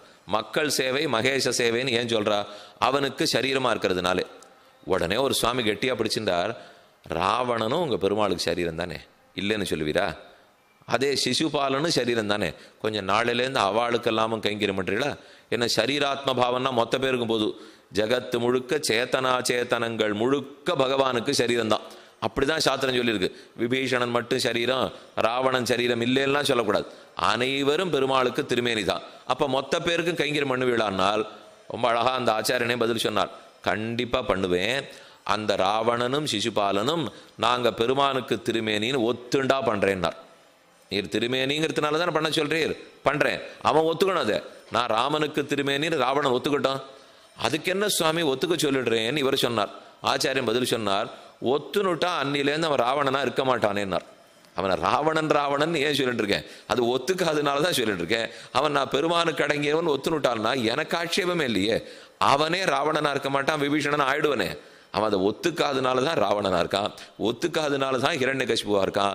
ஆக நாம புரிஞ்சுக்க வேண்டியது, அவனை தவிர மற்ற பேருக்கு ஆட்படும் அனன்யார்க்க சேஷத்துவம், வேறொத்தருக்கு ஆட்படாமல் அவனுக்கே. இதைத்தான் ததேக சேஷத்துவம்னு சொல்லுவா, அனன்யார்க்க சேஷத்துவம்னு சொல்லுவா. ஓம்ங்கிற பிரணவத்தில் இருக்கிற நடு எழுத்தான உ என்பதற்கு இருக்கிற அர்த்தம் அது. அ உ ம என்று மூணா பிரிக்கிறோம். அதுல உ என்னும் எழுத்து தான் அவனுக்கே இவன் அடிமை, மற்ற பேருக்கு ஆட்படான் அப்படிங்கிறது தெரிவிக்கிறது. இப்ப ஆண்டாள் சொல்லிட்டு வருது, நாங்கள் எல்லாரும் அனன்யார்க்க சேஷபூதைகளாக வந்தோம். இனி மற்ற பேருக்கு ஆட்படலே. ராஜாக்கள் எப்படி அபிமானம் தொலைஞ்சு வந்தாரோ நாங்களும் அதை போல அபிமானம் தொலைஞ்சு வந்திருக்கோம். இப்போ 3 படிக்கட்டில் 3 கவலை போச்சு. 3 ஞாபகம் வச்சுங்க. அந்த கவலை நம்மகிட்ட வரக்கூடாதுன்னு சேர்த்து ஞாபகம் வச்சுங்க. முதல் கவலை, முதல் குழப்பம், தேகமே ஆத்மா. குழப்பம் தீர்ந்தது, ஆத்மா உயர்ந்தவன் புரிஞ்சுட்டோம். 2வது குழப்பம், ஆத்மா ஸ்வதந்திரன் இல்லை, ஆத்மா சேஷன் பரதந்திரன். 2வது குழப்பம் தீர்ந்தது. ஆத்மா பரதந்திரம் தான் எல்லாருக்கும். திங்கக்கிழமை ஒரு சுவாமிக்கு, செவ்வாய்க்கிழமை இன்னொருத்தருக்கு, புதன்கிழமை இன்னொருத்தருக்கு, ஒரு நாளைக்கு ஒத்தொத்தருக்கு. இல்லை சுவாமி எத்தையோ சொன்னால் என்னமோ புரிஞ்சுக்கிறீங்களே, எல்லா நாளும் ஒருத்தருக்கு தான், 7 நாளும் 365 நாளும் ஒருத்தருக்கு தான். அப்போ அனன்யார்க்க சேஷத்துவம். இந்த 3 படிக்கட்டுகளை ஞாபகம் வச்சுக்கணும். இதில் அபிமானம் தொலைஞ்சதுன்னு வந்தது கீழ்ப்பாசுரம். அனன்யார்க்க சேஷத்துவத்தை வெளியிட்டது இன்றைய பாசுரம். அங்கண்மா ஞாலத்தரசர் அபிமான பங்கமாய் வந்து நின் பள்ளிக்கட்டிற்கீழே சங்கமிருப்பார் போல். எப்படி அபிமானம்? விபீஷணன் தொலைஞ்சு வந்தானோ இல்லையோ, ராட்சசன்னு இழுத்து பிடிச்சின்னு வாழ்ந்திருந்தால் அங்கேல. இனிமே இது ஆகாதுன்னா நமக்கு அபிமானத்தை தொலைச்சு விடுவோம், நேர திருப்புல்லாணிக்கரைக்கு போவோம், ராமன் திருவடிகளே சரணம்னு சொல்லுவோம். எல்லாத்தையும் விட்டுட்டான். அபிமானம் படுத்துனாலே முன்னாடி பிடிச்சுட்டு இருக்கிறது எல்லாத்தையும் விட்டுடணும் இல்லையோ. பரித்தக்தா மயாலங்கா மித்ராணிச்ச தனானிச்ச. லங்கையை துறந்தேன், பந்துக்களை துறந்தேன், சொத்து பத்து துறந்தேன், எல்லாத்தையும் துறந்தேன். பவத்கதம் மே ராஜ்யஞ்ச ஜீவிதஞ்ச சுகானிச்ச. இனி என்னுடைய ஜீவனமோ சுகமோ ராஜ்யமோ ராமா உன் திருவடின்னு தெரிஞ்சு வந்தேன். இனிமே அனைத்தும் உன் திருவடி. இது கிடைச்சுட்டவே, இது இத்தனையும் புல்லுக்கு சமம்னு தள்ளுட்டேன். அப்போ எப்போ தள்ளுவோம்? உயர்ந்த பொருள் கையில் கிடச்சதுன்னா தாழ்ந்த பொருளை தள்ளிட்டு போகிறோம். உயர்ந்த ராமன் கிடைச்சிட்டார், தாழ்ந்த மற்றதெல்லாத்தையும் தொலைச்சுட்டேன். என்ன விபீஷணன் அபிமானம் தொலைந்து ராமனிடத்தில் வந்தா போலே நாங்களும் வந்து சேர்ந்திருக்கிறோம். அங்கண்மா ஞாலத்தரசர். ரொம்ப அழகழகான இடங்கள் இந்த பிருத்திவியில் தான். எப்பேற்பட்ட சிருஷ்டி! எங்கெங்கேயும் போய் பார்த்தா நம்பவே முடியாது இருக்கு. எவ்வளவு அழகழகாக இருக்குது தெரியுமோ. எங்கேயோ ஒரு கடலுக்கு கீழே பவழப்பாறையாக இருக்கான். அதை கீழே கூட்டின்னு போய் அப்படியே காமிச்சிட்டு வரான். எங்கே தொட்டாலும் பவழமாக இருக்குது, கடலுக்கு கீழே இருக்குது. பார்த்தாலே அது பக்கத்தில் மீன். என்ன வரணமா மீன்! ஒரு பட்டாம்பூச்சி 27 லட்சம் வகை இருக்கான். ஒரே ஒரு பட்டாம்பூச்சிக்கு 27 லட்சம் வகைன்னா அப்போ எத்தனை உயிரினங்கள், எத்தனை ஜீவராசி, எத்தனை ஓடின்னு இருக்கு! எவ்வளோ அழகழகான இடம்! சில இடத்துல அந்த ஹிமாச்சலத்தை கலகத்தால் ஒரு பக்கம் கொஞ்சமாக சூரியன் இருந்து அந்த பனிமூட்டத்தோடு இருந்து அந்த சூரியன் உதிக்க உதிக்க அது உருகி கங்கையாக ஓடி விடுறது. அங்கே போய் பார்த்தா இங்கேருந்து போகவே வேண்டாம் சாமி, இங்கேயே இருந்துள்ளலாம் அப்படிங்கிறப்பல தான் இருக்கு. இப்படி நரபர்வத்தம், அப்படி நாராயண பர்வத்தம், நடுவில் பத்ரி விஷால் பெருமாள் எழுந்துள்ளிருக்கார். போக போக அவ்வளவு ஆனந்தமாக இருக்குது. குளிச்சுட்டு வந்தாலே நிஜமாக உடம்புலேருந்து அழுக்கு போனாப்பில் இருக்கு, பாபமே போனாப்பில் இருக்குது. அப்போ அவ்வளவு அழகழகான இடங்கள் வச்சிருக்காளோ இல்லையோ. இதெல்லாம் எதுக்கு பெருமாள் சிட்டித்தார்னால் அவன் பெருமையை உணர. ஆனால் இந்த ராஜா என்ன நினச்சுட்டான்? என்னதுன்னு நினச்சின்னு அகங்காரப்பட்டுட்டான். அங்கண்மா ஞாலத்தரசர். அழகழகான இடம். ஒரே ஒரு அரிசி தூள் கிடைச்சா ஒரு எறும்பும் இப்படி இருக்கிறது இப்படி நிமிருமா. அதனால் இந்த இடம் எப்படி இருக்குன்னால் இந்த ஒரு இடத்திலும் பிரம்மா தனக்கு அனுபவிக்கிறதுக்கு இருக்கிற கருவிகளை கொண்டு தலை நின்றுகிறாராம் அகங்காரத்தோட. எறும்பு தனக்கு அனுபவிக்க இருக்கிற கருவிகளை கொண்டு அது தலை நிமிந்துக்கிறதா நான் எறும்புன்னு. இதைத்தான் பிரம்மா தொடக்கமாக பிபீலிகா ஈராக, பிபீலிகான எறும்பு, பிரம்மாவிலேருந்து பிபீலிகா வரைக்கும் தலை நிமிந்து நிற்கிறது இல்லையோ. யாரையான்னு நீங்கள் 2 வாரத்தை கொண்டாடி பாருங்களேன். இந்திரனே சந்திரனே என்ன சுறுசுறுப்பு! ஒரு நாட்டை 6 அரிசியெல்லாம் போய் எடுத்துன்னு வர போகிறான்னுட்டு அந்த கொண்டாட்டத்தை கேட்டுட்டு அந்த சின்ன உடம்புல இருக்கிற அந்த சின்ன தலையை அதை நிமிந்து பார்க்குமா. அப்படின்னா அதுக்கு கூட அகங்காரம் இருக்குங்கிறார். எறும்புக்கு இருக்கிற அகங்காரம் அதுக்கு, பிரம்மாவுக்கு இருக்கிற அகங்காரம் அதுக்கு. ஏன் அகங்காரம் கொடுக்கறதுனால் எல்லாம் இடம் படுத்துகிற பாடு. இந்த இடம் என்னது? இப்போ யாருக்குமே ஆசை என்ன? இப்போ 500 வேலி நிலம் இவர்கிட்ட இருக்குது, 2000 வேலி அவர்கிட்ட இருக்குது, ஊரையே வளைச்சி போட்டுவிட்டார். எல்லாம் எங்கே பார்த்தாலும் இடம் எல்லாருக்கும் இடம். எங்கே இப்போ ஊருக்குள்ளே கட்டடம், வீடு வாழறதுக்காக கட்டடம் வாங்கிக்கிறா, அது வேற. எங்கேயோ நிலம் 500, 1000, 2000, 3000 வாங்கி வச்சிருக்காரு. எதுக்கு வாங்கி வச்சிருக்கீங்களா? இருக்கட்டும்னு வாங்கி வச்சிருக்கோம்னால் எங்கே இருக்கிறது? இருக்கட்டும் நாம் இருக்கிறதானா வாங்கி வைக்கணும். அதை விட்டுட்டு இருக்கட்டும்னு சொல்லியிருந்தா வச்சுட்டு நம்ம புறப்பட்டு போகணும். அதை புரிஞ்சுக்கணுமோ இல்லையே. இன்றைக்கோ ஒரு நாள் கிளம்பத்தான் போகிறோம். இருக்கட்டும்னா ஒரு சாமி வேடிக்கையாக சொன்னார், அது இருக்கும். நீர் இருப்பீரா? அது தாராளமாக இருக்க போகிறது. இப்போ அது இருக்கட்டும்னா நாம் இருக்கணுமோ இல்லையோ. அதனால் அந்த இடம் படுத்துகிற பாடு. இப்போ அங்கண்மா ஞாலத்தரசர். அப்படி இருக்கிற அரசர்கள் எல்லாம் அபிமான பங்கமாய் வந்து நின் பள்ளிக்கட்டிற்கீழே. மாஞாலத்து அரசர் பெரும் ஜெகத்து. பெருமானும் மயக்கறதுக்காக நன்னாவே வேலை பார்க்குறார். இப்படி யோசிச்சு பாருங்க. சின்னதாக இருக்கும், ஒன்று நன்னா இருக்காது, குடிசைகளாக இருக்கும். இப்படி தானே அந்த நாளில் பார்த்துருக்கோம். இப்படியே இருக்கிற நாளில் அபிமானம் குறைச்சலாக இருந்தது, அகங்காரம் குறைச்சலாக இருந்தது. இப்போ 18 மாடி, 28 மாடி, ஓஹோ ஆஹோன்னு அறிவியல் முன்னேற்றம், விஞ்ஞானம், ஆகாயத்தில் நாங்களே பறக்கலாம். இதை இப்போ நேற்றுக்கு பாருங்க, எங்கேயோ விண்வெளியில் விட்டுருக்கோம். எல்லாம் அப்படின்னு சொல்ல இது நாம் கண்டுபிடிச்சிட்டோன்னு ஒரு அகங்காரத்துக்கு வழி வகுக்கிறது இல்லையோ. இப்போ பகவான் பார்த்து இது எத்தனையுமே தோற்றுவிக்காமல் அவள் வாழறதுக்கு ஓலை குடிசை போட்டு குடிசை இருக்கும், இப்படின்னுண்டா அதோட அகங்காரம் இருக்கும். ஆனால் அவர் என்ன பண்ணி விட்டுறார், ஆட்டம் ஒரு வேடிக்கை வினோதத்தை பார்ப்போம், இதெல்லாம் அறிவியெல்லாம் இவன் கண்டுபிடிக்கட்டும், ஓஹோன்னு எல்லாம் விடட்டும், அதை பார்த்து பார்த்து நான் தான் பண்ணுறேன்னு நினைக்கட்டும். அதான் மாஞாலத்தரசர். வெறும் லோகம் இல்லை, என்னென்ன படைப்பு, என்னென்ன ஆச்சரியம், என்னென்ன ஆனந்தம். ஈஸ்வரன் ஒருத்தர் இருந்து தான் இத்தனையும் பண்ணிட்டு இருக்காருங்கிறதையே மறந்து நாமே பண்றோம்ங்கிற அளவுக்கு அபிமானம் வளர்ந்துறது இல்லையோ, அதைத்தான் மா ஞாலத்து அரசர். ரொம்ப பெரியது இப்பரப்பெல்லாம் என்னது. இந்த ராஜா என்ன சொல்றாராம் அதை பாருங்க. ஒருத்தர் வேடிக்கையா சொன்னார், கண்ணு கட்டிய தூரம் வரைக்கும் நிலம் படுறதோ இல்லையோ அதெல்லாம் என்னது இல்லை, இந்த கண்ணு கெட்டாத நிலையா இடம் இருக்கோ இல்லையோ அதெல்லாம் வேற யாருதோ. இப்படி இவரது என்னாச்சுப்பா, கண்ணு கட்டியது வரைக்கும் என்னது இல்லை, எட்டு அது வேற என்னால். அப்படி இல்லை, இந்த ராஜா அது நிஜமா இவரு தான் நாடு. அதனால இந்த பூமியெல்லாம் என்னது, இந்த பரப்பெல்லாம் என்னதுன்னால் அது எப்படிப்பட்டதா சொல்றாருனார், யாவையும் யாவரும் தானாம் அமைவுடை நாரணன் மாயையை அறிபவரார். அந்த நாராயணனுடைய மாயை யார் அறிவா, யாவையும் யாவரும் தானாம், உலகத்தில் இருக்கிற அச்சேதன பொருட்கள் எல்லாம் இவரது தான், சேத்தனமான ஜீவாத்மாக்கள் எல்லாம் இவரது தான். யாவையும் யாவரும் தானாம். முதல் 10 3ஆம் திருவாய்மொழி 3வது பாசுரம். 10 அடியவர் கிளியவன் 10 பாசுரங்கள் அதில் சாதிக்கிறார். யாவையும் அதாவது அமைவுடை அமரரும் யாவையும் யாவரும் தானாம் ஆறும் அவன், எந்த பொருளும் அவன், ஜீவாத்மாக்கள் எல்லாம் அவன், அச்சேதனங்கள் அத்தனை அவன். இப்படிப்பட்ட மாயை அறிபவர் யார், அந்த பெருமானுடைய மாயை அறிப்பறோம் என்ன எல்லாம் தன்னதுன்னு நாராயணன் நினைச்சுக்கிறாரோ இல்லையோ. இந்த ராஜா என்ன பண்ணார், நாராயணன்னு பேர் வச்சா அப்பா அம்மா வச்ச உடனே இவர் நினைச்சின்றார், யாவையும் யாவரும் தானாம், நான் தான் யாவையும், நான் தான் யாவரும். சுவாமி உம்முது இல்லையே, நாராயணன் தாச்சே, என்ன நாராயணன் நான் தானே, எனக்கு தானே பேர் வச்சிருக்கா என்கிற அளவுக்கு இவன் துரபிமானத்தோட பேசலானா. அந்த நாராயணன்கிற பேரை வச்சிருந்த உடனே யாவையும் யாவரும் தானாம் அமைவுடை நாராயணன் என்று நினைச்சு பேசிட்டு இருக்கார். அப்படி கூட பேசினுவா உண்டோன்னால் பவுண்டரக வாசுதேவனை போலேன்னு உதாரணம் எடுத்திருக்கார். கண்ணன் வாழ்ந்த காலம், அவர் வாசுதேவனோ இல்லையோ, இன்னொருத்தன வாசுதேவன் பேர் வச்சுனான், வேணும்னு பேரை வச்சுன்னுட்டு அப்படியே அவன் சுற்றி வரச்செல்லாம் நான் தான் கண்ணன் வேணும். நீ கண்ணன் இல்லையே, கண்ணன் சங்க சக்கரத்தை பிடிச்சிருக்காரேன்னு ஒரு சுவாமி சொன்னார். உடனே அழகா அட்டையில பண்ணி சங்க சக்கரத்தை பிடிச்சுனுட்டான். ஏதோ இரும்புலன்னு வச்சுங்களே, ஒரு லோகத்தில் பண்ணி சங்க சக்கரத்தை கையில் பிடிச்சுனுட்டு நான் தான் கண்ணன்னா. அவர் பார்த்தார், பிடிச்சின்னு இருக்கியே அதை விட தெரியுமோன்னார். இந்த சக்கரம் போகாது, நான் ஒன்னாட்டம் வச்சுருக்கேன், நீ தான் நான், அப்போ ஒன் சக்கரத்தை எனக்கு கொடு.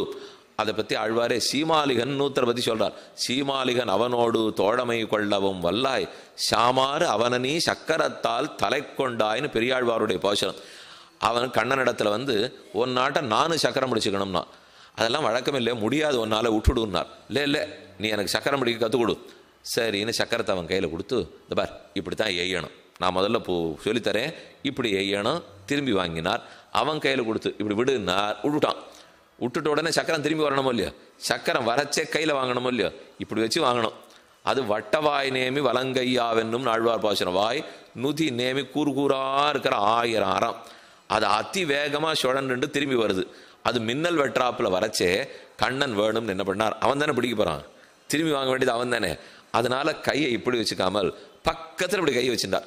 நீங்கள் பல திவ்யதேசங்களில் பார்த்தீங்கன்னாலே இங்கேயே பெருமாள் வச்சுருப்பார், இப்படி வச்சுருப்பார், இப்படி தேவை பெருமாள் காஞ்சிபுரத்தில் இப்படி வச்சுருப்பார், அங்கங்கே ஒரு மாதிரி எழுந்துள்ள இருக்காளோ இல்லையோ, அதை போல கண்ணன் இப்படி பக்கத்தில் வச்சுட்டார். அது அவ்வளோ பெருசுக்கு சுத்தின்னு வருது. இவனுக்கு இங்கே வைக்கக்கூடாதுன்னு தெரியல, அங்கே வச்சிருக்கணும். இவர் இப்படி வச்சு காட்டணும்னு இப்படி வச்சானா அது வந்த வேகத்தில் இவன் கழுத்தே இருந்து போச்சு. அவன் சீமாலிவனோட ஆமாரவனி சக்கரத்தால் தலை கொண்டாயின்னு பாசனம். இந்த பவுண்டரக வாசுதேவனை போலே அட்டையில சுதர்சன சக்கரம் பண்ணி வச்சுட்டு நான் தான் பகவான்னு சொல்லிட்டு தெரிஞ்சிருந்தியானா. இப்படி இருக்கு இந்த மாஞாலத்தரசருடைய பேச்சு. ஒரு நாயகமாய் ஓல உடகுடன் ஆண்டவர் கருநாய் கவர்ந்த காலர் சிதகிய பானையர் பெருநாடு காண இம்மையிலே பிச்சதாம் கொள்வர் திருநாரணந்தாள் காலம்பெற சிந்தி தும்மினோ. அம்மாழ்வாருடைய 4ஆம் 10 முதல் திருவாய்மொழி முதல் பாசுரம் ஒரு நாயகம்னு மேலக்கோட்டை திருநாராயணபுரம் சுவாமி ராமானுஜர் இந்த ஒரு பாசுரம் திருநாராயணபுரத்து திருநாரணன் செல்லப்பிள்ளைக்கு இருக்கட்டும் அப்படின்னு தன் காலத்தில் சமர்ப்பிச்சு வச்சிருக்கார். அவர் சொல்றார், ஒரு நாயகமாய் ஓட உலகுடன் ஆண்டவர், ஒரு சக்கரவர்த்தி எல்லாம் தன்னுதுன்னு இருந்தான். வந்து எல்லாரும் கப்பம் கட்டுவாளாம். இன்னைக்கு மொத்தமே போச்சு. சிதகிய பானையர் கையில் ஓட்டாஞ்சில்ல வச்சுன்னு பிச்சை எடுக்கிறதுக்கு போகிறான். அதை எல்லாரும் பார்க்க வரலாம். இவன் ராஜாவா இருக்கச்சே என்ன பாடுபடுத்தியிருப்பான், இன்னைக்கு போய் பிச்சை எடுக்கிறத நாம் எல்லாரும் போய் வேடிக்கை பார்ப்போம். பெருநாடு காணம் இம்மையிலே பிச்சைதாம் கொள்வர். ராத்திரி வேளையில பிச்சை எடுக்க போறான், பகல்ல போனா வெக்கமா இருக்கு, அதனால ராத்திரி வேளையில பிச்சை எடுக்க போறானா. இதுதான் நிலைமை ஆகும். மா ஞால தரசர் அபிமான பங்கமாய், அவனவனுடைய அபிமானம் தொலைந்து அபிமான பங்கமாய் ராஜ்யங்களை இழந்து தள்ளுட்டு நின் பள்ளிக்கட்டிற்கீழே சங்கம் இருப்பார் போல். கண்ணா, உன்னுடைய திருவடிக்கு கீழே வந்திருக்கா, உன்னுடைய சிங்காசனத்துக்கு கீழே நின் பள்ளிக்கட்டிற்கீழே சங்கம் இருப்பார் போல் கூட்டம் கூட்டமாக வந்து நிற்கிறோம். அது வந்த அப்புறம் ராஜாக்கள்லாம் கண்ணனை தரிசிக்க வந்திருக்காளோ இல்லையோ, வந்தா கண்ணன் சொல்லுவாரான், ஏதோ ராஜ்யம் எல்லாம் வச்சிருந்தீங்களாமே, அதெல்லாத்தையும் விட்டுட்டு வந்துடலாமே, மொத்தத்தையும் விட்டுட்டோங்கண்ணா. கண்ணன் உடனே, நம்ம இடத்துல வந்தவன் ராஜ்யம்லாம் இழக்கக்கூடாது, நீங்கள் எந்தெந்த ராஜ்யத்தை விட்டுட்டு வந்தீங்களோ இந்தாங்க திரும்ப வச்சுங்க. விபீஷணன் கொடுத்துட்டாரோ இல்லையோ, விபீஷணன் சொன்னது, நான் லங்கையை விட்டு விட்டு ராமா திருவடிகளுக்கு வந்தேன்னா, வந்த இடத்துல என்ன கிடைச்சது, லங்கை கிடைச்சுடுத்தேன். லங்கை பட்டாபிஷேகம் நடந்ததோ இல்லையோ, அதே போல கண்ணனும் வந்தவர்களுக்கு ராஜ்யத்தை திருப்பி கொடுக்குறார். அவ எல்லாரும் வாங்கவே மாட்டேங்கிறானாம். ராஜ்யத்தை கொடுன்னுச்சே சட்டுன்னு கீழே வச்சுடுறான். ஏன் வாங்கிட்டு போயேன்னா, பழைய தேசத்திலே பழைய நாளிலே நான் இந்த ராஜ்யத்துக்கு அரசனாக இருக்கிறச்சே பட்டபாடு எனக்கு தெரியும். இனிமே திரும்ப நாங்கள் இதை கையால் தொடர்றதாகவே இல்லை, விட்டுட்டோம். தேவரீர் பள்ளிக்கட்டிற்கீழே நின் பள்ளிக்கட்டிற்கீழே. அப்பதான் அவர் கேட்கிறார், ஏன் இங்கே திருவடியில் இருந்தால் சுகமா இருக்கா அவனுக்கு, ராஜ்யத்துக்கு அதிபதியா இருந்தா இல்லையாண்ணா. போருமே, நாங்கள் அப்போ பட்டபாடு. இந்த திருவடி கிடைத்து விட்டால் இது ஆளவந்தார் சாதிக்கிறார். நான் பிரம்மா பதவியை ஒரு நாள் ஆசைப்படலை, சிவன் பதவியை ஆசைப்படலை, இந்திரன் பதவியை ஆசைப்படலை, பின்ன என்னவா பிறக்கணும் என்று பெருமான் கேட்கிறார். ஆளவந்தார் யாமுனாச்சாரிய ஸ்தோத்திரத்தனத்தில் சமாதானம் சொல்றார், உனக்கு தவ தாஸ்ய சுகைக சங்கினாம் பவனேஸ்வஸ்துவபி கீட்ட ஜன்மமே தவ தாஸ்ய சுகைக சங்கினாம். தேவரீருக்கு அடிமைங்கிற அந்த ரசம் ஒருத்தனுக்கு தெரிஞ்சிருப்பார். நான் பெருமானுக்கு அடிமைன்னு இந்த ரசம் தெரிஞ்சுட்டு இருக்கானே, அந்த தெரிஞ்சவனுடைய குடிசை மண் குடிசையா இருந்தால் அந்த குடிசை மூலையில கிடக்கிற ஒரு புழுவா பிறந்தா கூட போரும். ஆனா அந்த இடத்துல தான் அடியன் பிறக்க வேண்டும். அப்படின்னு தகப்பனார் வேடிக்கையா சொல்லுவார், இந்த தாஸ்ய ரசம் யாருக்கு தெரிஞ்சிருக்கோ அவனது அநேகமா மண் குடிசையா தான் இருக்கும். ஏன்னா அவன் மாளிகையில வாழ போறானா, தாஸ்ய சுகம் தெரிஞ்சு போச்சுன்னா அவையே மாளிகைக்கு போறான். மாளிகையில இருக்குன்னா இன்னும் சுகம் தெரிஞ்சுக்கலேன்னு அர்த்தம். மாளிகை சுகம் தெரியுது, ஆனா திருவடி சுகம் இன்னும் தெரியலையோ இல்லையோ. அதனாலதான் தவ தாஸ்ய சுகைக சங்கினாம் பவனேஸ்வஸ்துவபி. குலசேகராழ்வார் பிரார்த்திக்கிறார், மற்ற எந்த பிறவியும் எனக்கு வேண்டாம், எம்பெருமான் பொன்மலமேல் ஏதேனும் ஆவேனே. அவர் பெரிய ராஜா, தன் ராஜா பட்டமெல்லாம் விட்டுட்டு பெருமான் முன்னாடி நிற்கிறார். உமக்கு நல்ல சேவை வாரும் அப்படின்னு எல்லாரையும் ஒதுக்கிட்டு நேர வரிசையில் நிற்காது அழைச்சின்னு போனா போய் நின்று அழுதார். இப்படி கூட்டின்னு வந்து சேவிக்கிறதுக்காகவா நான் ராஜாவா பிறந்தேன், இனி அடுத்த பிறவி இருந்தால் வேண்டவே வேண்டாம். என்னவா பிறக்கணும்னு கேட்டால், அதோ பெருமானுடைய திருமார்பிலே ஒத்தரும் கேள்வி கேட்க ஆள் இல்லாம அந்த மாலையோட மாலையா ஒரு கரப்பாம்பூச்சி ஊர்ந்துருக்கே, அந்த பிறவி கிடைச்சிட்டா போர். அதுதான் நமக்கு வேணும். ஏன் திருவேங்கடத்துக்கு மேலே நிறைய எறும்புகள்லாம் இருக்கான், எறும்பா பிறக்கிறேங்கிறார், ஷண்பகமாக பிறக்கிறேங்கிறார், தம்பகமாக பிறக்கிறேங்கிறார், வெறும் ஆறா ஓடின்னு இருக்கேன்றார், படியா கிடக்கிறேங்கிறார். எதுவாக இருந்தாலும் சரி, தாஸ்ய சுகம் தெரிந்து கைங்கரியம் கிட்ட வேண்டும். மின்வட்ட சுடராழி வேங்கடக்கோன் தானுவிழும் பொன்வட்டில் பிடித்துடனே புகப்பெறுவேன் ஆவேனே. பெருமாள் திருவடியில் சாதிக்கிறார், வெங்கட்டின் களிரடத்தாய் வித்துவக்கோட்டம்மானே எங்கு போய் உய்கேன் உன் இணையடியே அடையலல்லால் எங்கும் போய் கரகாணாது எரிகடல்வாய் மீண்டேயும் வங்கத்தின் கூம்பேரும் மாப்பறவை போன்றேனே. எங்க சுத்தி திரிந்தாலும் இங்கே தான் விழணும், மற்ற இடத்துல எனக்கு இடம் கிடையாது. பறக்கிறேன்னா கடலுக்கு மேலே ஹம்சம் பறக்கிறது, பருந்து பறக்கிறதுன்னா காக்கா பறக்க முடியுமா? தடால்னு விழுந்துடாதா? அவ்வளவுதானே நமக்கும். அதே போல பெருமானுடைய கைங்கரியம் கிடைக்கிற ஜென்மம் முக்கியம், மற்ற ஜென்மம் வேண்டாம். அணைய ஊர புனைய என் சுகாச்சாரியர் பிரார்த்திக்கிறார், உத்தவர் பிரார்த்திக்கிறார், அகம் கதம்போ பூயாசம் குந்தோவா யமுனா தட்டே. எப்பேற்பட்ட ஒரு உத்தர் மகாஞானி, கண்ணனுக்கு அவ்வளவு வேண்டியவர். நீர் அடுத்த பிறவி என்ன பிறக்கணும்னால், அடி எனக்கு ஒரே ஒரு ஆசை தான். கண்ணன் காளியதமனம் பண்ணும்போது ஒரு கதம்ப மரத்துல ஏறி குதிச்சாராம். அந்த கதம்ப மரமா பிறந்துடணும். அதுதான் திருவடி ஸ்பர்சம் கிடைச்சது, எனக்கு கிடைக்கல. இனிமே வித்வானார்ந்து லாபம் இல்லை. அகங் கதம்போ பூயாசம் குந்தோவா யமுனா தட்டே. யமுனைக்கரையில் இருக்கிற குருந்த மரமாகவோ கதம்ப மரமாகவோ பிறக்க வேண்டும். இது அவர்களுடைய பிரார்த்தனை. வேதாந்த தேசிகன் பிரார்த்திக்கிறார். ராமானுஜர் ஸ்ரீரங்கத்தினுடைய வீதியில் உஞ்ச விருத்தி பண்ணுவாரோ இல்லையோ மாதுகரத்துக்கு, அப்போ அவருடைய திருவடி அந்த மணல் துகளில் பட்டிருக்குமோ இல்லையோ அந்த மண்ணுக்குள்ள ஒன்றா பிறக்கணும் போதும்னால், அப்போ சுஜாத ரேகா அவருடைய ரேகை திருவடி ரேகையா திருவடி பட்ட இடத்துல பிறந்தால் போரும்னா, ஏன் இவாளுக்கெல்லாம் என்ன ஞானம் இல்லையா, ஓஹோன்னு பக்தி இல்லையா, பெரிய பிறவி இல்லையா, உயர்ந்த எல்லாம் இருக்குது. ஆனால் அபிமானம் தொலைஞ்சு இதுதான் அபிமானம், இதனால தான் நமக்கு ஏற்றம் நம்ம புரிஞ்சுட்டு இருக்காளோ இல்லையோ. மாஞால தரசர் அபிமான பங்கமாய் தின் பள்ளிக்கட்டிற்கீழே இங்கே வந்துட்டோம், இதை தவிர இனிமே மற்ற இடத்துல எங்களுக்கு பிடித்தம் இல்லை, இந்த இடத்துல தான் ஆசை, இங்கே இருந்தால் தான் நலம்னு தெரிஞ்சுட்டோம். ஆழ்வாரே முதல் பாசுரத்தில் என்ன சாதிக்கிறார்? உயர்வர உயர் நலமுடையவன் எவனவன், அயர்வரும் அமரர்கள் அதிபதி எவனவன், துயரரு சுடரடி தொழுது எழு என் மனனே. தேவரீருடைய திருவடிகளில் தொடணும். தாழ்ச்சி மற்றெங்கும் தவிர்ந்து நின் தாளின கீழ் வாழ்ச்சி யான் சேரும் வகையருளாய் வந்தேன்னு பாசுரம். மற்ற எல்லா இடத்துலையும் தாழ்ச்சி தவிரணும். பெருமானுடைய திருவடி எங்கே இருக்கோ அதை தவிர்ந்து வெளியில் போயிட்டா தாழ்ச்சி, அதில் இருந்தா வாழ்ச்சி. ரெண்டு தான் வார்த்தை. இப்போ தாழ்ச்சி மற்றெங்கும் தவிர்ந்து, இப்படி வேணா உபன்யாச தலைப்பு வச்சுங்க, தாழ்ச்சியும் வாழ்ச்சியும். அவா தலைப்பு போடுறாளோ இல்லையோ, தாழ்ச்சியும் வாழ்ச்சியும்னால் ஒரே வரி தான், ஒரு நிமிஷத்தில் உபன்யாசம் முடிஞ்சு போயிடும். 1.5 மணி நேரம் கிடையாது, ஒரே நிமிஷம். தாழ்ச்சி மற்றெங்கு வாழ்ச்சி தாளின கீழ் முடிஞ்சு போயிடுதுன்னு சம்பாவனை வாங்கிட்டு போயிடலாம். தாழ்ச்சி மற்றெங்கும் தவிர்ந்து நின் தாளின கீழ் வாழ்ச்சி யான் சேரும் வகையருளாய் வந்தே. மற்ற இடத்துல தாழ்ச்சி தவிரத்தை தான் நின் பள்ளிக்கட்டிற்கீழே. பள்ளிக்கட்டிற்கீழேன்னு சொன்னால் எவ்வளவு தூரம் வரலாம்? கர்ப்ப கிரகத்துக்கு வெளியில் அர்த்த மண்டபம், அர்த்த மண்டபத்துக்கு வெளியில் மகாமண்டபம். இப்போ நம்மளெல்லாம் மகாமண்டபத்தில் நிறுத்தி வச்சு தானே சேவை பண்ணிப்பா. கொஞ்சம் பெரிய மனுஷாரான வந்திருந்தா வைதிகால் வந்திருந்தாலும் அர்த்த மண்டபத்துக்கு அழைச்சின்னு போவா. அர்ச்சகர் மட்டும்தானே கர்ப்பகிரகத்துக்கு போக முடியும். ஆனால் ஆண்டாளுடைய பிரார்த்தனை அப்படியெல்லாம் எங்களுக்கு திருப்தி இல்லை. பின்ன எங்கே வரணும்னா, எங்கள் தலைவர் நம்மாழ்வார் சொல்லியிருக்கார், அகலகில்லே நிறையுமென் அலர்மேல் மங்க உரமார்பா நிகரில் புகழாய் உலகம் முன்னுடையா என்னை ஆழ்வானே நிகரில் அமரர் முனிக்கணங்கள் விரும்பும் திருவேங்கடத்தானே புகழொன்னில்லாவடியேன் உன் அடிக்கீழ் அமர்ந்து புகுந்தேனே. பெருமாள் திருவடி எப்படி வச்சுருக்கார்? அடிக்கீழ் அமர்ந்து புகுந்தேனே. யாரான அந்த திருவடிக்கு கீழே பள்ளம் வெட்டி இருக்க விடுவாளா? எனக்கு வேணுங்கிறார் ஆழ்வார். இருந்தால் அங்கே தான் நான் இருப்பேன். அதனால் இனிமேல் நம்ம பிரார்த்திச்சுக்கணும், சுவாமி இந்த மகாமண்டப தரிசனம்லாம் எங்களுக்கு ஆகாது, அர்த்த மண்டப தரிசனம் ஆகாது, கர்ப்ப கிரகத்துக்குள்ளேனால். ஆனால் அடியேன் சொன்னேன்னு சொல்லாதீங்க, நீங்களா வேணா போய் கேட்டுங்க. இதை விட்டுட்டு இந்த சுவாமி ஒருத்தர் வந்தார், அவரிடமே கர்ப்ப கிரகத்துக்குள்ளே போய் சேர்க்கணும்னு சொன்னார்னு அர்ச்சக சுவாமியை கேட்டு அவர் அப்புறம் அடியனை கூப்பிட மாட்டார். அதனால நீங்களே வேணும்னா பார்த்துங்க, மனசாலேன்னு அர்த்தம். அதுக்கு சரீரத்தால் உள்ள போக முடியாது. உன் அடிக்கீழ் அமர்ந்து புகுந்து அடியீர் வாழ்மின் என்ன அருள் கொடுக்கும் படிக்கேழில்லா பெருமானே. எத்தனைக்கெத்தனை நெருங்குறமோ அத்தனைக்கெத்தனை பயம் கிடையாதுங்கிறது சாஸ்திரம். அதனால தான் எல்லாரும் பள்ளிக்கட்டு கீழே கீழேங்கிறா. வந்தால் போறாதா, பள்ளிக்கட்டு கீழே உன் அடி கீழ் அமர்ந்து புகுந்தேனே.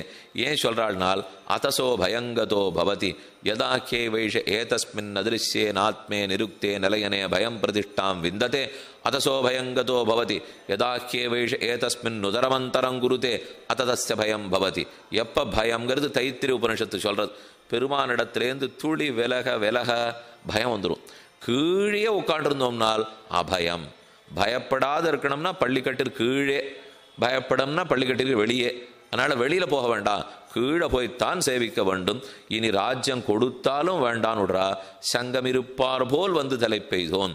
அவர்களும் வந்தார்கள், நாங்களும் வந்திருக்கோம். இப்போ அவள் வந்தாப்பில் தானே தாங்களும் வந்தோன்னு சொல்லிக்கிறா. அவள் எது அழிஞ்சு வந்தா? ராஜாங்கிற அபிமானம். நாங்கள் எது தொலைஞ்சு வந்தோம்? ஸ்திரீங்கிற அபிமானம். அப்போ ஸ்திரீத்வாபிமானம் எங்களுக்கு தொலைஞ்சது, ராஜாங்கிற அபிமானம் அவளுக்கு தொலைஞ்சது. அவர்கள் போக்கற்று வந்தார்கள். ஆனால் ஆண்டாள் அதிலே ரொம்ப ஜாகிரதையாக சொல்லிக்கிறாள். அவள் போக்கத்து விதியத்து வந்தா, மற்ற இடத்துல இருக்க முடியாதுன்னு தெரிஞ்சுன்னு வந்துட்டாக்கண்ணா அப்படின்னு எங்களை நினச்சிக்காதே, நாங்கள் கைங்கிறதுக்காக வந்திருக்கோம். ரெண்டு வேறையோ இல்லையோ. அவன் போக்கற்று வந்தான், நான் கைங்கிறன் தொண்டுகளுக்காக வந்தோம். சங்கமிருப்பார் போல் வந்து தலை பெய்தோம், வந்து தலை பெய்தோம், அருகே வந்தோம். இந்த இடத்துக்கு ஆச்சரியமாக அர்த்தம் சொல்கிறார். கொஞ்சம் விலகி இருந்தால் ஆபத்து நீரே, கிட்டக்கே இருந்தால் நல்லதுன்னு நீரே. எங்கே கண்டோம்? லக்ஷ்மணன் ராமனை விட்டு பிரியாமல் கூடவே இருந்தான். எவ்வளவு பாக்கியம்! பரதன் 10 நாள் மாமன் வீட்டுக்கு போறேன்னு போனா எத்தனை இழப்பு! மொத்த ஆபத்து அங்கே வெடிச்சது பத்தியா. பரதன் மட்டும் தன் மாமன் யுதாஜித்து வீட்டுக்கு கிளம்பி போகாது இருந்திருந்தால் மொத்த ராமாயண கதையே மாறி போயிருக்கும். சீதா கல்யாணம் ஆச்சு, வாழ்ந்தார்கள் வாழ்ந்தார்கள், இனிமேல் அவர்கள் சந்தோஷமாக வாழ்ந்தார்கள், சுபம். முடிச்சிட வேண்டிதான். கதை எழுதுறாளோ இல்லையா, அவ நாடகம் முடியரிச்சே போட்டுருவா. இனிமேல் அவர்கள் ஆனந்தமாக வாழ்ந்தார்கள், பாலகாண்டத்தோட கதை முடிஞ்சுது என்று இருந்திருக்கும். அயோத்தியா காண்டம் தொடங்க போறது, இவன் கிளம்பி போனானோ இல்லையோ. கச்சதா மாதுலகுலம் பரதேன ததா அனகா சத்ருக்னஹா நித்திய சத்ருக்னஹா நீதா பிரீதி புரஸ்கிருதா என்ன சத்ருக்னன் அழைச்சின்னு பரதன் போனான். போனது ஆபத்து. ஒரு நிமிஷம் விலகினது தப்புத்தானே. அவர் கிட்டக்கே இருந்தால் ஓர் ஆபத்து இல்லை. கொஞ்சம் கிளம்பி போனா திரும்பி வருவதற்குள்ள கைகை வரம் கேட்க, தசரதன் கொடுக்க, ராமன் புறப்பட்டு சித்திரகூடத்தளவு போயிட்டார். அனைத்து ஆபத்து. ஆபத்தோட போச்சா, ஆனந்தமா லக்ஷ்மணன் கூட இருக்கான். ஒருத்தன் அவனை ஒரு வார்த்தை பேசுறது இல்லை. ஆனா பரதன் ஒத்தொத்தர் இடத்துல எத்தனை வார்த்தை கேட்டான் தெரியுமோ. ஊர்லேருந்து போனவன் திரும்பி வந்தான். தாப்பனார் போயிட்டார்னு கூட அவனுக்கு தெரியாது. ராமன் காட்டுக்கு போயிட்டார் தெரியாது. பரதன் திரும்ப வருகிறான். நாட்டில் சோபையே இல்லை, விளக்கே இல்லை, எல்லார் முகத்துலையும் ஒளியே இல்லை. என்ன நடந்ததுன்னு அவனுக்கு புரியல. அப்படியே பார்த்துன்னு வந்து நேராக தசரதன் அந்தப்புறத்தை தேடினா அவனை காணோம். சரி, தன் தாயார் அந்தப்புறத்தில் இருக்காளோன்னு கைகையின் இடத்துல வந்தான். கைகை அவனை பார்த்துட்டு சொல்றா, கைம்பெண் கோலத்தில் பார்க்குறான். அவ கோலம் மாறி இருக்கு. கணவனை இழந்து விட்டாலும் தெரியறது. என்ன நம்ம விம்ம ஆரம்பத்துக்கு உள்ளாக எங்க தசரதன் பரதன் கேட்கறான். கைகை பதில் சொல்றா, எல்லாரும் ஒரு நாள் எந்த லோகத்துக்கு போவாளோ உங்க அப்பாவை அந்த லோகத்துக்கு போயிட்டாருன்னு அவள். இப்படியா ஒரு தாயார் கணவன் பரம வச்சது இப்படியா போய் சொல்லுவா? எல்லாரும் ஒரு நாள் எங்க போவார்களோ அதே இடத்துக்கு உன் தந்தையும் போனார். கீழே விழுந்தான், அழ ஆரம்பிச்சான். அழுதவனை தேத்தி கைகை உத்திட்டோ திட்ட கிம்சேஷே ராஜன்னு, ராஜன் எழுந்திருந்தாள். அடிபட்ட பாம்பு போல எழுந்து நின்னான். என்ன பார்த்து ராஜன்னு சொல்றியே, யார் ராஜா? தசரதன் ராஜா. அவர் இல்லைன்னா ராமன் ராஜா. அந்த துக்கம், தசரதன் போயிட்டாங்கிற துக்கத்தை கூட தாங்கிவிட்டான். என்னதான் இருந்தாலும் ஒரு தாப்பனார் ஒரு நாள் போத்தான் போறாருன்னு. ஆனா தான் ராஜான்னு சொன்ன உடனே தலையில ஒரு சுவாதந்திரியம் வந்துடுற சொல்லியோ. தான் பிரஜே பக்தன்னு சொன்னா பாரதந்திரியம் வந்துடும். தான் ராஜான்னு சொன்னா அப்போ ஒரு அகங்காரம் தானே கூடவே வரும். பிடிக்கலவனுக்கு எழுந்திருந்து, தாயே என்னையே அரசன்னு சொல்றேன், உனக்காக நான் வாங்கி வச்சிருக்கேன், அதனால தான் சொல்றேன் அளவு. நான் தான் ராஜ்யத்தை வாங்கி வச்சிருக்கேன். தாய் உருவில் வந்த பேய் என்ன அவளை பார்த்து பேசினான். அவ சொல்றது எல்லாத்தையும் கேட்டுண்டான். அப்படியே கௌசல்யன் இடத்துல போறான். அவ சொன்னா, எத்தனை நாளா அம்மாவும் பிள்ளையும் சேர்ந்து ராமனை காட்டுக்கு அனுப்பிச்சிருக்க திட்டம் போட்டு இருந்தீள் என்று முதல் வார்த்தை கேட்டா. அடிபட்டு கீழே விழுந்தான். வேறற்று மாயார் சாரி மொழியோ, கௌசல்யே இந்த வார்த்தை எதிர்பார்த்து நான் வரலே. என் உயிரே ராமன், ஒரு நாள் என் அனுமதியின் பேர்ல ராமன் போயிருக்க மாட்டார் என்று வரிசையா பிரதிஜை பண்றான். ஒருவேளை நான் அனுமதிச்சு போயிருந்தா இந்த பாப்பம் வரட்டும், இந்த பாப்பம் வரட்டும், இந்த பாப்பம் வரட்டும். அப்புறம் கௌசல்யா புரிஞ்சுட்டா, பரதா உன்னுடைய பெருமை எனக்கு தெரியும், இருந்தாலும் பேசி பார்த்தேன். அதை கம்பர் ரொம்ப அழகா சொல்ற. எல்லாம் உன்னுடைய குலத்து முதல்வர்கள், அம்பரீஷன் இடத்திலேருந்து, ககுஸ்தனத்திலேருந்து, ரகுமகாராஜாவிடத்திலேருந்து, மாந்தாத்தா, சகரன், திலீபன், பகீரதன், மொத்த பேர் சரித்திரமும் கேள்விப்பட்டிருக்கேன். ஆனால் மன்னர் மன்னவா அவ கூப்பிடுறாப்போ, உன்னை போல மன்னனை நான் கேள்வியப்பட்டது இல்லைன்னா கௌசல்யே. பரதன் பார்த்தார், கொண்டாடுற வேகத்துல மறுபடியும் இவளும் மன்னர் மன்னவான்னா. அது தலையில விடிஞ்சாப்புல கத்தி பட்டாப்புல தவிச்சான். விலலாப சபா மத்தியே ஜெகர்ஹேஜ புரோஹிதம். இவாள் இடத்துலலாம் வார்த்தை வாங்கிக்கிறதுக்குள்ளே வசிஷ்டர் வந்து, பரதா பட்டாபிஷேகத்துக்கு நாள் குறிச்சிட்டேன், கொஞ்சம் ஈமச்சடங்குகள் எல்லாம் முடிச்சாச்சுன்னா பட்டாபிஷேகம் பண்ணி உள்ளான்னார். நீர் என்ன இப்போ புதுசாக பேச வந்தீர்? ஏது பட்டாபிஷேகம்? யாருக்குன்னால், நாடு எனக்கு முக்கியம், ராஜா இல்லாத நாடு இருக்க முடியாது, உனக்கு தான் பட்டம். அதை பேசின்னு இருக்கிறதுக்குள்ள அவர் அந்திம சம்ஸ்காரம், ஏன்னா அவர் தைல கோப்பரையில் போட்டு வச்சிருந்தா, சம்ஸ்காரம் பண்ணலாங்கிறதுக்காக ஏற்பாடு பண்ணிட்டு பரதன் கையில சிதையை மூட்டுறதுக்கு எடுத்தா. அப்ப வசிஷ்டர் சொன்னார், உன் தந்தை உன்னையும் உன் தாயாரையும் ஒதுக்கிவிட்டார், அதனால நீ அவருக்கு ஈமச்சடங்கு பண்ண முடியாது, சத்ருகன்கிட்ட கொடுன்னார்.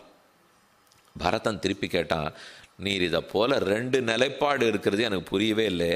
நாட்டை ஆளணும்னா நான் தான் பிள்ளைங்கிறீர், சடங்கு பண்ணலான்னா நீர் பிள்ளை இல்லைங்கிறீர். ரெண்டுத்தையும் எனக்கு புரியவே இல்லையப்போ. ஒன்றும் ரெண்டையும் பண்ண விடும், இல்லை ரெண்டையும் கிடையாதுன்னு சொல்லும். இப்பேற்பட்ட நீரே எனக்கு இருக்கிற ஒரே சொத்து ராம பாரதந்திரியம், ராம பக்தி. அந்த சொத்தையும் நீர் பரிசு நுட்டினால் நான் சுதந்திரன் அல்லாட தயாராக இல்லை என்று சபைக்கு நடுவில் ஒரு க்ஷத்திரிய ராஜா அழுதான். நடக்கவே நடக்காது. ராஜசபையில போய் ஒரு க்ஷத்திரிய நடரான, அதுவும் பரதன், தசரத குமாரன் ஒரு நாள் அழப்போறது இல்லை, ஆனா அழுதான். எது காரணம்னால் சுவாதந்திரியம் தலையில வந்துடுத்தோங்கிற பயம் காரணம். அந்த பயத்தை நீக்கணுமே, அதுக்காகத்தான் மொத்த பேரையும் கூட்டிண்டான். ஏபிஷ்ச சச்சிவை சார்த்தம் சிரசா யாச்சிதோ மயா நான் சிஷ்யஸ்ய தாசஸ்ய பிரசாதம் கர்த்தும் அர்ஹசி. ராமன் என்ன சிஷ்யன் எடுத்துக்கிட்டோம், பிராத்தான்னு எடுத்துக்கிட்டோம், என்ன வேணா எடுத்துக்கிட்டோம். அந்த ராமனுக்கு அனுகிரகிக்கணும்னு மொத்த பேரையும் கூட்டிண்டு கங்கைக்கரைக்கு வந்துவிட்டான். சுமந்திரன் தான் அழைச்சின்னு வரான். சுமந்திரன் ஒத்தனுக்கு தானே ராமன் போன வழி தெரியும். கங்கைக்கரைக்கு வந்தா அந்த கோடியில் அயோத்தியா பெரிய சேனை வருது. கங்கையினுடைய அந்த பக்கம் ஸ்ருங்கிபேரபுரத்தில் குஹப்பெருமானுடைய ஆஸ்தானம். அவன் பார்க்குறான், ஓ தாயார் தான் நாட்டை பறிச்சுன்னு ஓட்டுவிட்டாள்னா 14 வருஷம் கழிச்சு ராமன் திரும்பி வந்துட்டா, அப்போ நாட்டை கொடுக்கணுமேன்னு அவள் பயந்துனுட்டா போல் இருக்கு. அதனால தான் பிள்ளைய கூட்டு ராமனை கொன்னுட்டு வர்றதுக்கு அனுப்பிச்சிருக்கா அப்படின்னு குஹன் நினைச்சிருந்தா. அதுக்கு மேலே அவனுக்கு தோணலை. ராமனை கொன்னு இருக்கிறதுக்காக கை பரதன் அனுப்பிச்சு வச்சிருக்காள் நினைச்சான். மொத்த வேடர் படையும் திரட்டினா, தோள்களை கொட்டிண்டான். வெட்டிய மொழியினன், விழிக்கும் தீயினன், கொட்டிய சுரிகையன், கட்டிய சுரிகையன் இழுத்து கச்சத்தை இழுத்து கட்டிண்டானான். கட்டினுட்டு பெரிய வாத்தியம் வாசிப்பாடோ இல்லையோ, வாத்தியத்தை வாசித்து போர் முழக்கமும் பண்ணிவிட்டான். வெட்டிய மொழி, ஒரு வெட்டு ஒன்று துண்டு 2 தான் அவனுக்கு பேசவே தெரியும். பல்ல கடிச்சுக்கிறான், கண்ணில் அந்த தீப்பொறி பறக்கிறது. அவ்வளவு கோபத்தோடு நின்றுருக்கான். இது ஒன்றுமே பரதனுக்கு அந்த பக்கம் தெரியல. அவன் பார்க்கவே இல்லை யாரையும். அவன் குனிந்த தமரை நிமிராம வந்துட்டே இருக்கான். சுமந்திரன் பார்க்கிறார், ஏது குஹன் ரொம்ப கோபமா அந்த பக்கம் இருக்கார். ஓ பரதனை பத்தி தப்பா நினைச்சுட்டான் போல் இருக்கு. இவன் எவ்வளவு நல்லவன் அவனுக்கு தெரியல. ராஜ்யத்தை சமர்ப்பிக்க வரான்னு புரிஞ்சுக்காமல் ராஜ்யத்தை பறிக்க வரான்னு நினைச்சுட்டார் போல் இருக்குன்னு சுமந்திரன் பார்த்து 2 பேரையும் கூட்டின்னு வந்தார். இப்படி இவன் நிற்கிறான், அப்படி அவன் நிற்கிறான். தயாரா இருக்கான் குஹன் யுத்தத்துக்கு. இப்ப சொன்னா வெட்டிட வேண்டிதான். ஆழ நெடுந்திரை 6 கடந்திவர் போவாரோ, வேட நடும்படை கண்டு விலங்கிடும் வில்லாளோ, தோழம கொண்டவர் சொல்லிய சொல்லொரு சொல்லன்னோ, ஏழம வேட நிறந்தில நின்றனை ஏசாரோ. கம்பர் பாட்டில் சொல்றார், அந்த ராமன் என் தோளில் கை போட்டுண்டு நீ தம்பின்னு ஒரு வார்த்தை சொல்லியிருக்கார். அந்த ஒரு வார்த்தைக்காக நான் 7 பிறவி எடுத்து அவருக்கு உயிரை கொடுத்தாலும் கொடுப்பேனே தவிர என்னை தாண்டி ராமனை போக ஒத்தருக்கு நான் அனுமதிக்கவே மாட்டேன். அவரிடத்துல போக முடியாதுன்னு சூளுரைச்சு நிற்கிறான். அப்போ அவன் சொல்றானா, ஒரு வேளை நான் மட்டும் இந்த பரதனை என்னை தாண்டி போக விட்டுட்டா இவன் நாய்க்குகன், இதை விட இவன் உயிரை விட்டுருக்கலாம் என்ன நாளைக்கு இந்த கம்பரும் வால்மீகியும் எழுதுவா. அந்த தாழ்ந்த பெயர் அவ பெயர் எனக்கு வேண்டாம். ராமனை அவன் இடத்துல ஒத்தரையும் போக விட மாட்டேன்னு நின்றுருக்கான். தம்பி வந்துட்டான். பார்த்தா ஒன்றும் முகத்தில் சிரிப்பே இல்லை. தங்க கிரீடத்தை காணோம், பட்டு பீதாம்பரத்தை காணோம். நகை இழந்த முகத்தானை, வர்க்கலையின் உடையானை, முகத்துல நகை சிரிப்பே இல்லை. வர்க்கலையின் உடையான் தரிச்சுருக்கிறது பட்டு பீதாம்பரம் இல்லை, மாந்தோல் மரவுரி, உடம்பெல்லாம் அழுக்கு தீர்த்தமாடவே இல்லை. இப்போதான் அவன் குஹன் நிமிந்து பார்க்குறான். அவளுக்கு அறிமுகப்படுத்தி வைக்கணுமோ இல்லையோ. சுமந்திரர் ஒத்தருக்கு ஒத்தர் அறிமுகப்படுத்துகிறார். கங்கை இருகர உடையான். பரதாய் ஆறு தெரியுமா? கங்கையினுடைய 2 கரைக்கு சொந்தக்காரர். பரதன் நிமிரவே இல்லை. கங்கை சொந்தக்காரன்னா நாங்கள் நாட்டுக்கே சொந்தக்காரன். அது அவனுக்கு பெருசாகவே படலை. கணக்கிறந்த நாவாயன். அவங்ககிட்ட இருக்கிற கப்பலை கணக்கே பண்ண முடியாது. சொத்தை சொல்லியெல்லாம் மயக்க முடியாது பரதனை. அதனால் அவன் திரும்பி பார்க்கல. அப்போதான் சுமந்தன் யோசித்து சொல்கிறான், உங்கள் குலத்தனி நாதற்கு உயிர் துணைவன். உங்களுடைய குலத்தனி நாதன் ராமன் இருக்கானோ இல்லையோ, ராமனுக்கு உயிர் வந்தான்னு உடனே தான் தலை நிமிந்தானான். ஓஹோ, நம்ம ராமனுக்கு ஒருத்தன் உயிராமே நிமிர்ந்தால் நிமிர்ந்த வேகத்தில் தான் கண்ணும் கண்ணீருமா நிற்கிற பரதன் முகத்தை பார்க்குறான் குஹன். பார்த்த உடனே அவனுக்கு, ஓ நம்ம இவனை போய் தப்பா நினைச்சுட்டோமே என்று நினைச்சுன்னு கையில கட்டியா வில்லு பிடிச்சிருந்தானோ இல்லையோ. அப்ப அவனை பார்த்த உடனே இவனுக்கு தோன்றது, நம்பியும் நாயகனை ஒக்குன்னான், அயல் நின்னான் தம்பியும் ஒக்குன்னான், தவவேடம் தலை கொண்டான். இந்த பரதனை பார்த்தா ராமனை உரிச்சு வச்சிருக்கானே. நம்பியும் நாயகனை ஒக்குன்னான். பக்கத்தில் இருக்கிற லக்ஷ்மணனை சத்ருகனை பார்க்குறான். அயல் நின்னான் தம்பியும் ஒக்குன்னான். அந்த தம்பி லக்ஷ்மணனை பார்த்தா சத்ருகனை பார்க்க மாட்டான். அப்படி 2 பேரும் ஒரே ஜாடையில உரிச்சு வச்சிருக்காளே.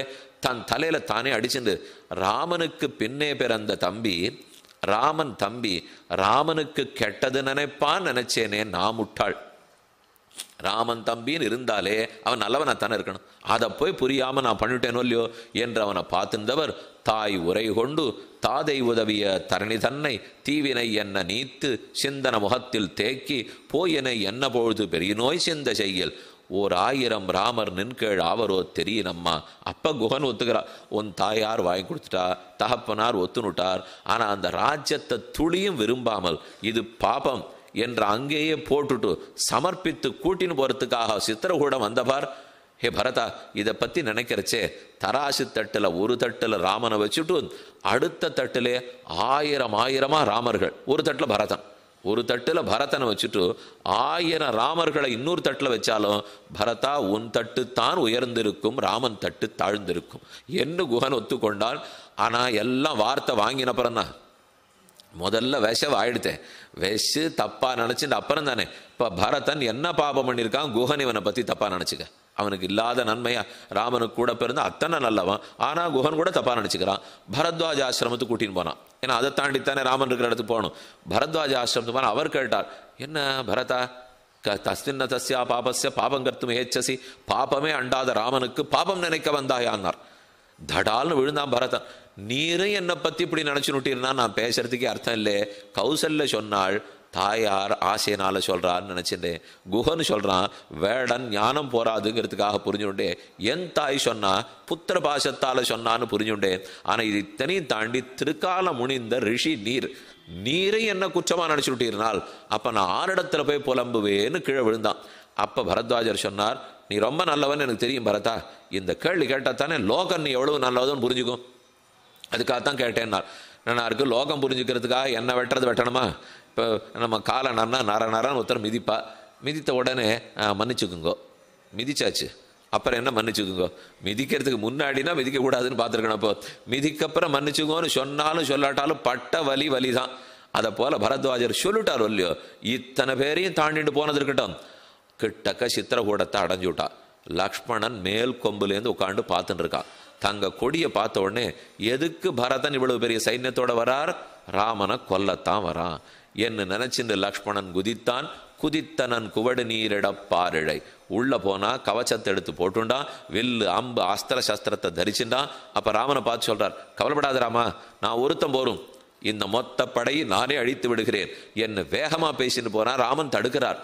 ஏழுமேழும் நீ கலக்குவ இலக்குவ, என் வயில் பிறந்த காதலின் வருமென நினைகையும் என் கண் தரணியை தருமென நினைகையும் விடுத்து புலமைப்பாலதோ என்கிட்ட ராஜ்யத்தை சமர்ப்பிக்க வரான்னு புரிஞ்சுக்கோ.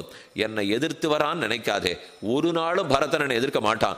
எதிர்த்துட்டால் அப்ப நான் ஜெயிக்கணும் இல்லையான்னா லக்ஷ்மணன். ராமன் என்ன தெரியுமா பதில் சொன்னார், நீ என்ன நினைச்சிட்டு இருக்கே, பரதன் எதிர்த்து வந்தால் சண்டையிட்டு அவனை ஜெயித்து நாட்டை தக்க வைத்துக் கொள்ளுவோம். நீ ஒன்று புரிஞ்சுக்கிற லக்ஷ்மணா, பரதன் என்னை எதிர்த்தான் என் உள்ளத்தில் பட்டவுடன் ராமன் இல்லைன்னு புரிந்துகொள். அப்படித்தான் நான் பரதரை பற்றி நினைச்சுட்டு இருக்கேன். நம்ம ரொம்ப வேண்டி வாழ ஒருத்தர் நினைச்சுட்டு இருக்கோம், அவர் ஒன்றும் நம்மளை பண்ணவே வேண்டாம், ஒரு மாற்று கருத்து வச்சிருக்காருனாலே நமக்கு போலான்னு உதிர்ந்து படுவோம் இல்லையோ. அவ்வளவு உயர்ந்த ஸ்தானத்தில் ஒருத்தரை வச்சிருந்தால் அதைத்தான் ராமன் சொல்றார். பரதனுடைய ஸ்தானம் அவனுக்கு தெரியாது லக்ஷ்மணா, அவன் மட்டும் என்னை எதிர்த்தான்னு நினைவு வந்ததுனாலே அப்புறம் ராமனே இல்லை. நீ சண்டை போட்டு யாருக்கா ஜெயிக்க போற, ராமனும் இல்லை நீயும் இல்லை யாரும் இல்லை. லக்ஷ்மணனுக்கு ரொம்ப ஆச்சரியம், பரதனை இப்படியா ராமன் நினைச்சிட்டு இருக்கான். ஆனா லக்ஷ்மணன் பேர்லயும் தப்பா வார்த்தை வாங்கினாலும் இல்லையா பரதன். லக்ஷ்மணனும் தப்பா புரிஞ்சுக்கிறான், குஹன் தப்பா புரிஞ்சுக்கிறான், பரத்வாஜர் தப்பா புரிஞ்சுட்டார், கௌசல்ய தப்பா புரிஞ்சுட்டார், வசிஷ்டர் தப்பா புரிஞ்சுட்டார். ஏன் இவா இத்தனை பேரும் அவ்வளவு நல்லவனை பத்தி தப்பாவே தெரிஞ்சுக்கிறா. ஆனா லக்ஷ்மணன் கூடவே உட்காந்துருக்கான், ஒரு தப்பு ஒத்துரும் சொல்ல மாட்டேங்கிறா, எந்த ஆபத்தும் இல்லை. ஒரே காரணம், அவன் பள்ளிக்கட்டிலிருந்து பிரியாம இருந்தான். இவன் 10 நாள் பிரிஞ்சான். இந்த பிரிஞ்ச பட்ட பாடுக்கு இத்தனையும் படுவிட்டானோ இல்லையோ. ஆண்டாள் நன்னா தெரிஞ்சுட்டு, பரதன் பாடு நாங்கள் படுவதாக இல்லை, லக்ஷ்மணனை போல கூடவே தான் இருக்க போறோம், பள்ளிக்கட்டிற்கு கீழே சங்கம் இருப்பார் போல் வந்து தலை பெய்தோம். ஆக பரதனுக்கு எத்தனையோ பிரபாவம். ராமன் திருவுள்ளத்திருக்கிறது லக்ஷ்மணனா பரதனான்னு கேட்டா பரதன் தான், சந்தேகம் இல்லை. லக்ஷ்மணனுக்கு துளி இடம். ஆனா அந்த பரதன் ராமனை பிரிந்து பட்டபாடுன்னா இத்தனையோ இல்லையோ. அவருக்கு வெப்பம், லக்ஷ்மணன் கூடவே இருக்கார், குளிர்ந்து இருக்கார். ஆகவே சங்கம் இருப்பார் போல் வந்து தலை பெய்தோம், கிங்கணிவாய் செய்த தாமரை பூ போலே வந்து தலை பெய்தோம். கண்ணா நாங்கள் எல்லாரும் உங்கள்கிட்ட வந்து சேர்ந்திருக்கோம். எதுக்கு தோத்தீர்கள்? அவ ராஜாக்கள்லாம் தோத்திருக்கா, நாங்களும் தோத்திருக்கோம். அரசர்கள் தோற்றார்கள், உன் அம்புக்கு பயந்து போயிட்டாவா. நீங்க ஏன்னா அடிப்பியோ இல்லையோ, அதுக்காக பாதி பேர் கோவிலுக்கு ஒரு ஆள் பெருமாளை சேவிக்கிறாள்னா பயம் சுவாமி, இல்லைன்னா ஒரு குட்டு வருவோன்மோ, நம்ம கண்ணை குத்திடுவோம் வாழல். சின்ன வயசுலேருந்தே குழந்தைகளை தான் பண்ணா போய் சொன்னேன்னா கண்ணை குத்திடுவார் பெருமாள்ங்கிற அளவு இல்லையா. கண்ணெல்லாம் குத்த மாட்டார் அவர். அவர் சாஸ்திரம் வச்சிருக்கார், ஆளு தேழு தும்பு எல்லாம் வச்சிருக்கார். அவ தான் பார்த்து பாட. அனுகிரகிக்கிறது தான் பெருமாளுக்கு வேலை, நிகிரகிக்கிறது அவர் விருப்பமே படுறதில்லை. தண்டனைக்கு அவர் வருவதில்லை. தண்டனையா யமதர்மன்ட்ட விட்டுடுறார். ஏன்னா அவருக்கு அது பிடிக்கவே பிடிக்காதான். தண்டிக்கிறதுக்கா நான் அனைவரையும் அழைச்சிக்கிறதுக்கு நானே தவிர அதை அழைக்க முடியாமல் போகும்போது ரொம்ப மிதமிஞ்சி போயிடுத்துன்னா தான் யாரோ கையில் அவர் காட்டுறாரே தவிர, இல்லைன்னா அவனே தான் அனுகிரகிக்கிறான். வந்து தலைப்பெய்தோம். நாங்கள் ஒன்று ராஜாக்களை போல பயந்து போய் வரல, பிரியத்தோடு வந்திருக்கோம். பீதியில் வரல, பிரீத்தியில் வந்திருக்கோம். ஒரு எழுத்து தான் வித்தியாசம். பீதி பயம், பிரீத்தி அன்பு. அவர்கள் வந்தது வந்து தலைப்பெய்தோன்னா பயத்துக்கு. அம்புக்கு தோற்று வந்தா நீங்கள்லாம் எதற்கு தோற்று வந்தீர்கள்? அழகுக்கு தோத்து வந்தோம்ட்டான். அவ அம்புக்கு தோற்றா, நாங்கள் அழகுக்கு தோத்தோம். குணைர் தாஸ்யம் உபாகதா அகமஸ்ய அவரோ பிராதா குணைர் தாஸ்யம் உபாகதா. சுக்ரீவன் ஹனுமான் மால்யவான்ல இருக்கா, பக்கத்தில் பர்வத்தம் ரிஷிமுக பர்வதத்தில் சுக்ரீவன் ஹனுமான்லாம் ஒளிஞ்சிட்டு இருக்கா. ராமலக்ஷ்மணர்கள் அந்த பக்கம் வரா. அப்போ ஹனுமான் அவளை பார்த்து யாரு என்னன்னு தெரிஞ்சுன்னுட்டு சுக்ரீவன் இடத்துல அறிமுகப்படுத்தணும் இல்லையோ. அப்போ ஹனுமான் லக்ஷ்மணனை நீ யாருன்னு கேட்குறார். லக்ஷ்மணன் சொல்கிறான், அகமஸ்ய அவரோ பிராதா, நான் இந்த ராமனுக்கு தம்பி. ஆனால் அது ஊரார் கண்ணோட்டத்தில் என்ன கேட்டியானா, இவன் குணத்துக்கு தோற்ற அடிமை. இதான் நான். அகமஸ்ய அவரோ பிராதா குணைர்தாஸ்யம் உபாகதா, குணத்துக்கு தோற்ற அடிமையான். அப்போ ஊர் கண்ணுக்கு தான் தம்பியான், இவன் கண்ணுக்கு ராமனுடைய பண்புகளுக்கு தோற்ற அடிமை என்று சொன்னதைத்தான் இங்கே ஆண்டாள் குணைர் தாஸ்யம் உபாகதா. நாங்களெல்லாம் தாசியர்களாக தாசர்களாக உன்னிடத்தில் வந்தோம், வந்து தலைப்பெய்தோம். இப்போ வந்து உன் முன்னாடி உட்காந்துட்டோம் இல்லையோ. இது எப்படி இருக்குன்னா, நம்ம திருப்பதி போகிறோம், பெருமாளை சேவிக்கணுங்கிறதுக்காக சீட்டு வாங்கியிருக்கோம். தோமால சேவை வாங்கிட்டோம் ரொம்ப கஷ்டப்பட்டு. அது ஒரு வருஷம் 1.5 வருஷத்துக்கு முன்னாடியில் இந்த பிரயத்தனப்பட்டு இருக்கு இல்லை 2 பேர் தான் போகலாமா, ஒருத்தர் தான் போகலாமா, நாள் ராத்திரி போய் அதை சரிப்படுத்திக்கணுமா, இத்தனையும் சொல்லி போயிட்டா இவன் 3:15 மணிக்கு 4 மணிக்கு தோமால சேவை, எல்லாரும் 3:15 மணிக்கு வைகுண்டம் வாசலில் வந்து சேர்ந்து விட வேண்டும். போட்டா அங்கே போய் நின்றுட்டோம். இது கூட்டம் திறந்து விட்ட உடனே உள்ளே ஓடிவிட்டா, அப்போ அங்கே உட்காண்டிருக்கிற அந்த 100 சீட்டு கொடுத்துக்கிறவாளுக்குள்ளே நம்ம போய் முன்னாடி உட்காந்துலாமா, ஆரையானு பிடிச்சி இல்லை நடுவில் தள்ளிவிடுவாளா, பக்கவாட்டிலையாக இருந்தால் பெருமாள் சேவை சாதிக்க மாட்டோரணுமோ, அதெல்லாம் பேசின்னு ஓடுறதுக்கு தயார். வாழ்க்கையில் ரொம்ப நாள் கழிச்சு ஓட்ட பந்தயம் அங்கே தான் தயாராக நின்றுருப்போம். அவள் அந்த கதவு திறக்கிற சத்தம் கேட்ட உடனே கிடு கிடு கிடுன்னு 92 வயசு பாட்டி கூட ஓடி வந்துடுவா. அங்கேருந்து வேகமாக வந்து பெருமாள் முன்னாடி வரும். வந்தால் இங்கே வந்து தேக்கிடுவா. இன்னும் முதல் சேவை முடியலை இருங்கோன்னுவா. நம்ம வாசல் பங்காரு வாக்கிலிக்கு வாசல் நின்றுட்டு எப்போ தரப்பான்னு பரபரத்துன்னு இருக்கோம். திறந்து விட்டோடனே கிடுகிடுன்னு முதல் சேவைக்காரா வெளியில் போகிறா. அடுத்த சேவைக்காரா நம்ம நேரம் உள்ளே போய் ராமர் மேடை தாண்டி தடல் அடித்துன்னு போய் அங்கே உட்காந்துட்டு திரும்பி பார்த்து இங்கே அங்கே அப்பா நந்து சேர்ந்துட்டோன்னு உடனே பக்கத்தில் இருக்கிற சொன்னார், இப்போ வானும் கொஞ்சம் அங்கே பாருமே, இத்தனை பாடும் பட்டுட்டு நீர் இங்கே வந்துட்டு என்னையும் உன்னையும் பார்த்து வந்து சேர்ந்துட்டோன்னு சொல்கிறதுக்காக இருக்கப்போ அங்கே பாரும்னா திரும்பி பார்த்தோம். அப்போ தான் ஆச்சரியமான வடிவத்தோட பெருமாள் இருந்தார். இத்தனை நாழி பட்ட பாடும் அப்போ போகுமோ இல்லையோ, இத்தனை நாழி பட்டிருக்கோம். பட்டதை அவரை பார்த்த உடனே இதுக்காக எத்தனை பட்டாலும் தகும் அப்படின்னு தோணுகிறது இல்லையோ. வந்து தலைப்பெய்தோம். நாங்களெல்லாம் 2:45 மணிக்கு எழுந்திருந்தோம். பிள்ளாய் பெய்ப்பண்ணே கோதுகலமுடைய பாவாய் 10 பேரை எழுப்பினோம். ஒத்தியை பார்த்து நாணாதாய் நாவுடையாயின வேஷம்.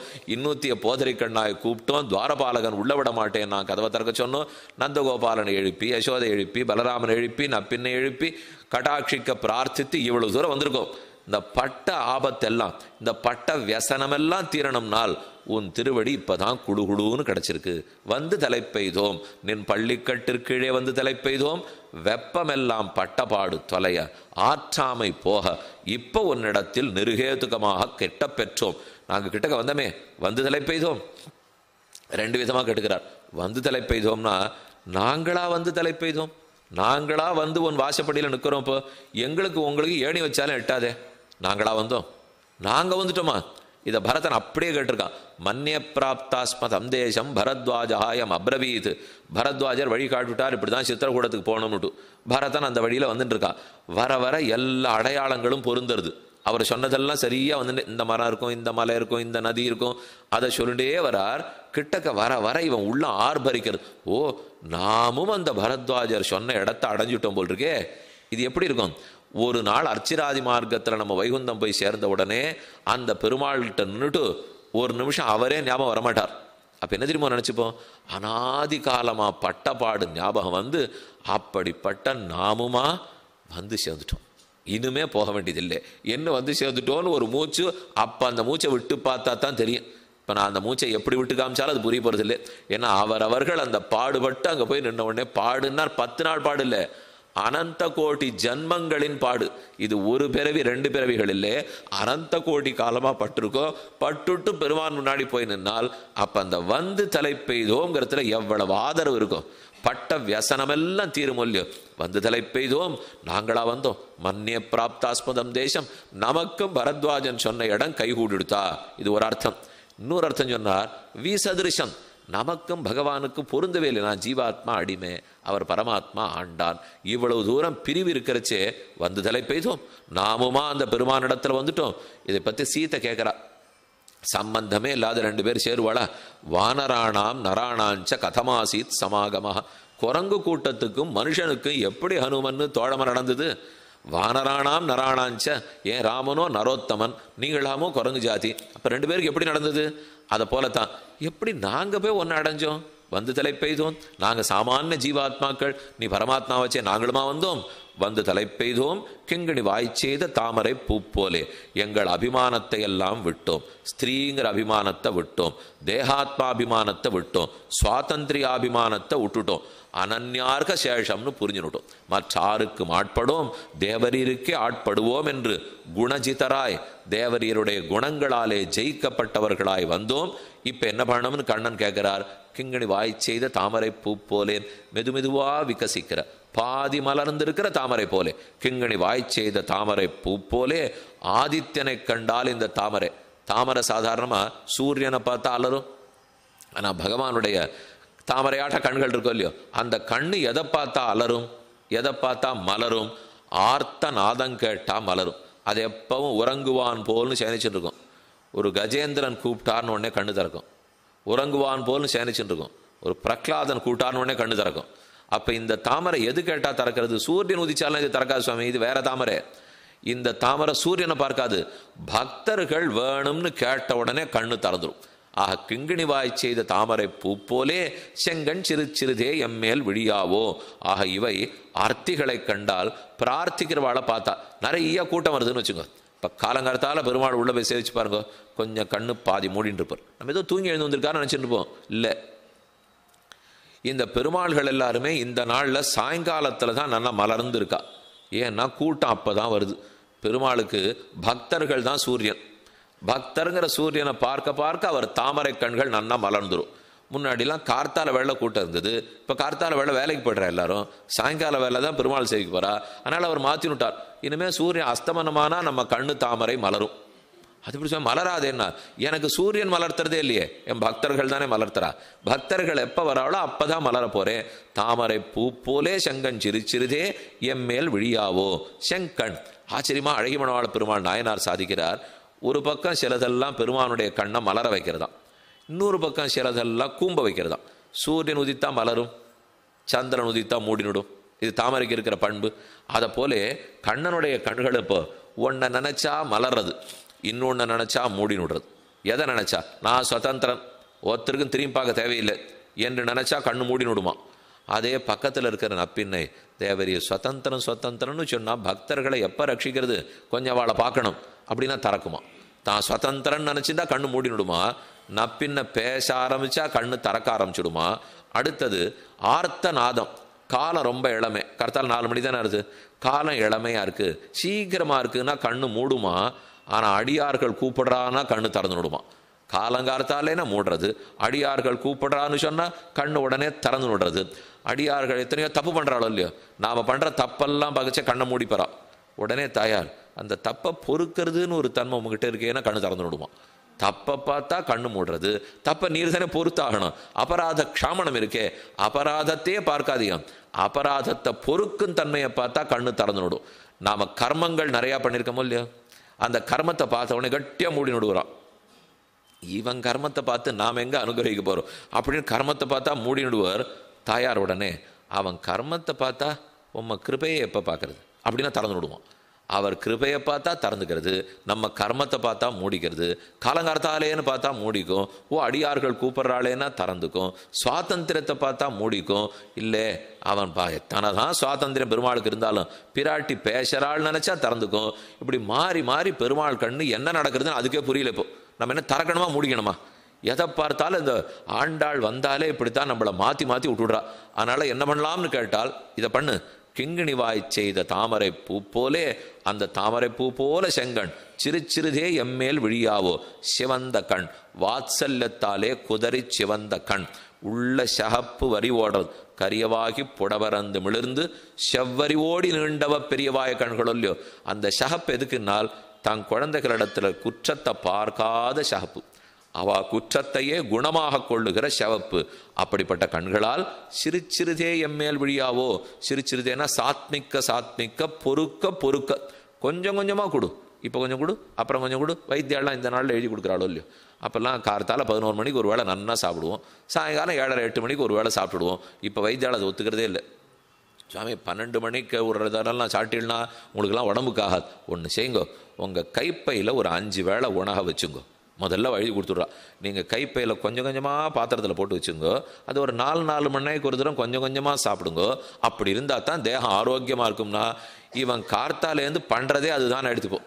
கையில் 4-5 வேலைக்கு வச்சுட்டு அப்பப்போ துளியாக சாப்பிட்டுருந்தா ஏதோ சுவாமி இருந்துகிட்டே இருந்தார், எங்கே காணும்னா இல்லை சாப்பிட்டு வருவார். அந்த அளவுக்கு வச்சுட்டோமோ இல்லையோ. அதை ஆண்டாள் அன்னைக்கே பிரார்த்திச்சுட்டா. சிறுச்சிறுதே எம்மேல் விழியாவோ. கொஞ்சம் கொஞ்சமாக நீ கண்ணை தர. ஒரு நீர்ச்சாவி திடீர்னு கொட்டுட்டாலும் தாங்க மாட்டோம், கண்ணையை திறக்கலே தாங்க மாட்டோம். அப்போ சிறுச்சிறுதே எம்மேல் விழியாவோ. நாளை வதுவை மணமென்னு நாளிட்டுன்னு ஆண்டாளுடைய வாரணமாயிர பாசம். நாளைக்கு கல்யாணம் அப்படின்னு வச்சாலாம். பெரியவாச்சனோட பிரார்த்திக்கிறார். அது என்ன நாளை? இப்போவே தான் பண்ணிக்கிட்டோமே, இல்லை வேண்டாம் 10 நாள் கழிச்சு பண்ணட்டோமே. 10 நாள் கழிச்சு கல்யாணம்னா ஆண்டாள் சிறு கொண்டுறதும் சொல்லியோ. இன்னும் 10 நாள் கண்ணன் கையை பிடிக்க முடியாதா அப்படின்னு மயக்கமாக விழுந்துருவிடலாம். இப்போவேன்னு சொன்னா இப்போவே கண்ணன் கையா சந்தோஷத்தில் மயக்கமாயிடுவிடலாம். அதனால தான் ரெண்டுமே இல்லை. நாளை வதுவை மணமென்னு நாளிட்டு இப்பவும் கிட்டக்க இல்லை, ரொம்ப தள்ளி இல்லை, நாளைக்கு அப்படின்னு தகப்பனார் சொல்லுவார். ஸ்ரீரங்கத்திலே பானை வேட்டு போடுவா. பெருமாள் புறப்பாடார் சொல்லியோ. உள்ள மூலஸ்தானத்திலேருந்து புறப்பட்டு வெளியில் வரச்சே ஒரு வேட்டு போட்டுருவா. ஓஹோ புறப்பாடு ஏகாசி புறப்பாடு ஆயிடுத்து, அமாவாசை புறப்பாடு ஆயிடுத்துன்னு தெரிஞ்சு விடுவா. அவாவா தயாராகிடுவாடோ இல்லை வீட்டிலேருந்து. இப்போ நான் அந்த அந்தந்த வசதியெல்லாம் வச்சுருக்கா. அப்போ அந்த வேட்டு போட்டுவிட்டாள்னு சொன்னால் சரி பெருமாள் ஏழ்றாள்னு அர்த்தம். இப்போ கீழே வீதியில் இருக்கா, கீழே சித்திர வீதி கீழே உத்திர வீதியில் இருக்காள்னா அப்போ வேட்டு வடக்கு சித்திர வீதியில் போடுவா. பெருமாள் வடக்கு சித்திர வீதியில் ஏழுன்னு ஒரு வேட்டு போடுவா. போட்டால் கீழ வீதிக்காரெல்லாம் இன்னும் 10 நிமிஷத்தில் நம்ம வீட்டு வாசலுக்கு பெருமாள் வந்துடுவார் அப்படின்னு தயாராக இருக்கணும். இதை போடுற வேட்டை அவர் தெற்கு சித்திரவியில் இழைச்சே போட மாட்டா. ஏன்னா அப்படின்னா இன்னும் 3/4 மணி நாள் 1 மணி நாள் ஆகும்னு அர்த்தம். இன்னும் 1 மணி நாள் பெருமாளை சேவிக்காத இருக்கணுமான்னு கஷ்டமாக இருக்குமா. அதே இவ வீட்டு வாசலுக்கு வந்த உடனே போடலாமோ இல்லையோ. இப்போவே போட்டுட்டா வந்துட்டாரா பெருமாள் பதட்டத்திலே பிராணம் போடுமா. அதனால தான் 2 மில்லே அந்த பக்கத்து தெருவில் வேட்டு போடுறா. போட்டால் சரி நாளை வதுவை வனமென்று நாளிட்டு சிறுச்சிறுதே எம்மேல் விழியாவோ. கொஞ்சம் கொஞ்சமாக பொறுக்க கொடுக்கணும் இல்லையோ. ஒரு குழந்தைக்கு எப்படி தாயார் அதுவும் வயறு பொறுக்கிற அளவுக்கு ஒரு தாயை ஒரு குருவி குயில் அதெல்லாம் தன் குழந்தைக்கு சோறு விட்டுறதோ இல்லையோ, அந்த வாய்க்கு என்ன பொறுக்குமோ அப்படி கொடுக்குமே. அதை போல சிறுச்சிறுதே எம்மேல் விழியாவோ திங்களும் ஆதித்யனும் எழுந்தாற்போல். அது சிறுச்சிறுதேன்னு சொன்னால் பிரதம பரிஸ்பந்தமே தொடங்கி 100 அர்த்தம் சொல்கிறார். முதல்லேருந்து பார்க்கணும். இப்போ கோவிலுக்கு போகிறோம், பெருமாளுக்கு நீங்கள் திருக்கல்யாண உற்சவம். சுவாமி எத்தனை மணிக்கு கல்யாண உற்சவம்? மத்தியானம் 3 மணிக்கு வச்சுருக்கோம். 3லேருந்து 5 மணிக்குள்ளே முடிஞ்சிடும். அடுத்த கேள்வி நம்ம என்ன திரும்ப கேட்போம், திருமங்கல்ய தாரணை எப்போ சுவாமி? அது 3:45 4 மணிக்காக நடக்கும். அக்ஷத ஆசீர்வாதம் 4:30 மணிக்கு நடக்கும். உபயக்காரர் பெரிய பணக்காரரோ இல்லையோ, உடனே அர்ச்சகரே சொல்லுவார் நீங்கள் ஒரு 4 4:15 வந்தால் பரவாயில்ல. இல்லை சார் 3 மணிக்கு ஆரம்பிக்க முடியலன்னா அதெல்லாம் பூர்வாங்கமெல்லாம் நாங்கள் பண்ணி வச்சுக்கிறோம், நீங்கள் 4 மணிக்கா வாங்க. ஒரு நாள் பாண்டாள் பிரார்த்தனை இதை போல் நான் வர்றதா இல்லை. இந்த கல்யாண உற்சவத்துக்காக நீ படுக்கறையிலேருந்து எழுந்திருப்பியோ இல்லையோ, அதுலேருந்து நான் வரணும், அப்போதுலேருந்து அடியை சேவிக்கணும். அப்போ சிறுதேனால் கண்ணை திறக்கிறதுக்கு முயற்சி பண்ணுறதுலேருந்தே ஆண்டாள் சேவிக்கணுமா. கண்ணை திறந்தப்பறம் இல்லை. இப்போ சில நாடகம்லாம் நடிக்கும். இந்த நாடகத்துக்கு முன்னாடி ஒரு 10 நிமிஷம் விளம்பரங்கள்லாம் போடுவா பாருங்க. அதுக்கெல்லாம் வழக்கணைக்கிறதுக்கு முன்னாடி போய் உட்காந்துருவா எல்லாரும். என் சுவாமியா வரட்டுமே, நாடகம் ஆரம்பித்து முதல் காட்சியெல்லாம் முடிஞ்சு விட்டா தான் பார்க்கலாம்னா கொடுத்த காசுக்கு முதல்ல விளம்பரத்துலேருந்து போய் பார்க்கணும் இல்லையோ, அதை எப்போ ஆரம்பத்துலேருந்துங்கிற இல்லையோ. அதை போல அது அப்பிராப்த விஷயம், தேவையற்றதில் போய் உட்காந்துருக்கும். ஆனால் ஆண்டாள் சொல்கிறது சிரிச்சிருதே முதல்லேருந்து நீ மெதுவாக அர்ச்சக சுவாமி வந்து நாயகநாயன் என்ன சொல்லி கௌசல்யா சுப்ரஜாராம சொல்லி தேவரி இன்னைக்கு திருக்கல்யாண உற்சவம் கண்டுரலணும் எழுந்திருக்கலாமான்னு கேட்கறச்சே எழுந்திருக்கணும்னு துளிப்பிடி தோளை அசைப்பறோம் இல்லையோ, அதுலேருந்து அடியை சேவிக்கணும். அதைத்தான் சிறுச்சிறுதே எம்மேல் விழியாவோ திங்களும் ஆதித்யனும் எழுந்தாற்போல் ஒரு வருஷதாரை ஆசைப்படுமா போல விழியாவோ தேவரீர் கண் திறந்த அடியோங்களை நோக்க வேண்டாமா? ஒரு கோடை மழை, எல்லா இடமும் அப்படியே பாலம் பாலமாக இருக்குது. கோடை தட்டார்னு ஒரு மழை பெஞ்சதுன்னா ஏன்னா நன்னா இருக்கும், கீழே பசு பசுன்னு ஆகும் இல்லையோ, அதை போல எங்களுக்கு ஆகணும். திங்களும் ஆதித்யனும் எழுந்தாற்போல். சந்திரனா இருக்கார், சூரியனா இருக்கார். பிரதிகூலர்களுக்கு சூரியன், அனுகூலர்களுக்கு சந்திரன். ரொம்ப வேண்டியவா சந்திரனாட்டம் குளிர குளிர் கடாட்சிக்கிறார், வேண்டாதவன் சூரியனை போல வெப்பத்தை காட்டுறார். திங்களும் ஆதித்யனும் எழுந்தாற்போல் அங்கன் இரண்டும் கொண்டு. சூரியன் எதுக்கு? இருட்டு போகிறதுக்கு. சந்திரன் எதுக்கு? தாபம் மாறுறதுக்கு. தாபம் கொதிப்பு, நாள் முழுக்க கொதிச்சா ராத்திரி வேளையில தாபம் கொதிப்பை போக்குறது சந்திரன் தானே. அப்போ கொதிப்பு போக்குறது சந்திரன், இருட்ட போகிறது சூரியன். இந்த ரெண்டையும் ஆண்டாள் இப்போது எதற்கு கூறுகிறாள்? உன்னை பற்றி தெரியாத அஜ்ஞானமாகிற இருள், அந்த இருள் போவதற்கு சூரியனை போன்ற கண். அடுத்து உன்னை அடைய முடியாத தாபம், அந்த தாபம் போகிறதுக்கு சந்திரனாட்டம் கண். உன்னோட சேர்ந்து ஆனந்தப்பட முடியல, அது தாபம். அந்த தாபத்தை போகணும்னா சந்திரன் வேணும். அதே உன்னை பற்றி தெரியல, அகங்காரம் இருக்குது, துரவிமானம் இருக்குது, சுவாதந்திரம் இருக்குது, அந்த அஜ்ஞானமெல்லாம் போகணும்னு சொன்னால் சூரியன் வேணும். அப்போ சூரியனாட்டம் கண்ணால் பார், அஜ்ஞானம் தொலையும்.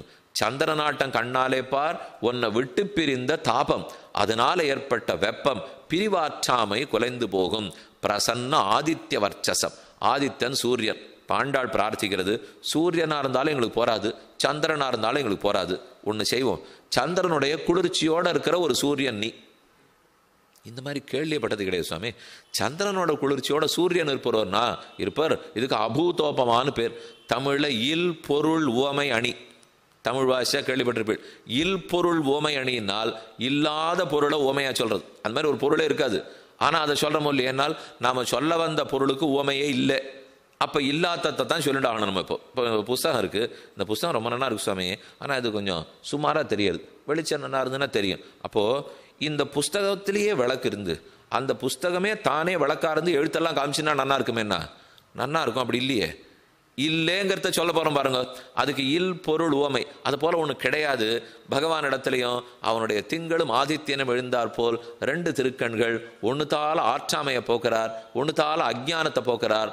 ஆனால் உலகத்தில் சூரியனுக்கு சந்திரனோட குளிர்ச்சி இருக்காது, சந்திரனுக்கு சூரியனோட ஒளி இருக்காது.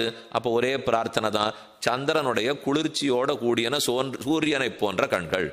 இப்படி ஒன்று இல்லீரேனால் இல்லாததான் சொல்லேன்.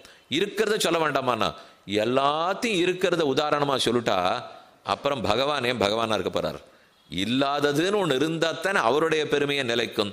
திங்களும் ஆதித்யனும் எழுந்தார் போல் அங்க நிரண்டும் கொண்டு எங்கள் மேல் நோக்குதியேல்.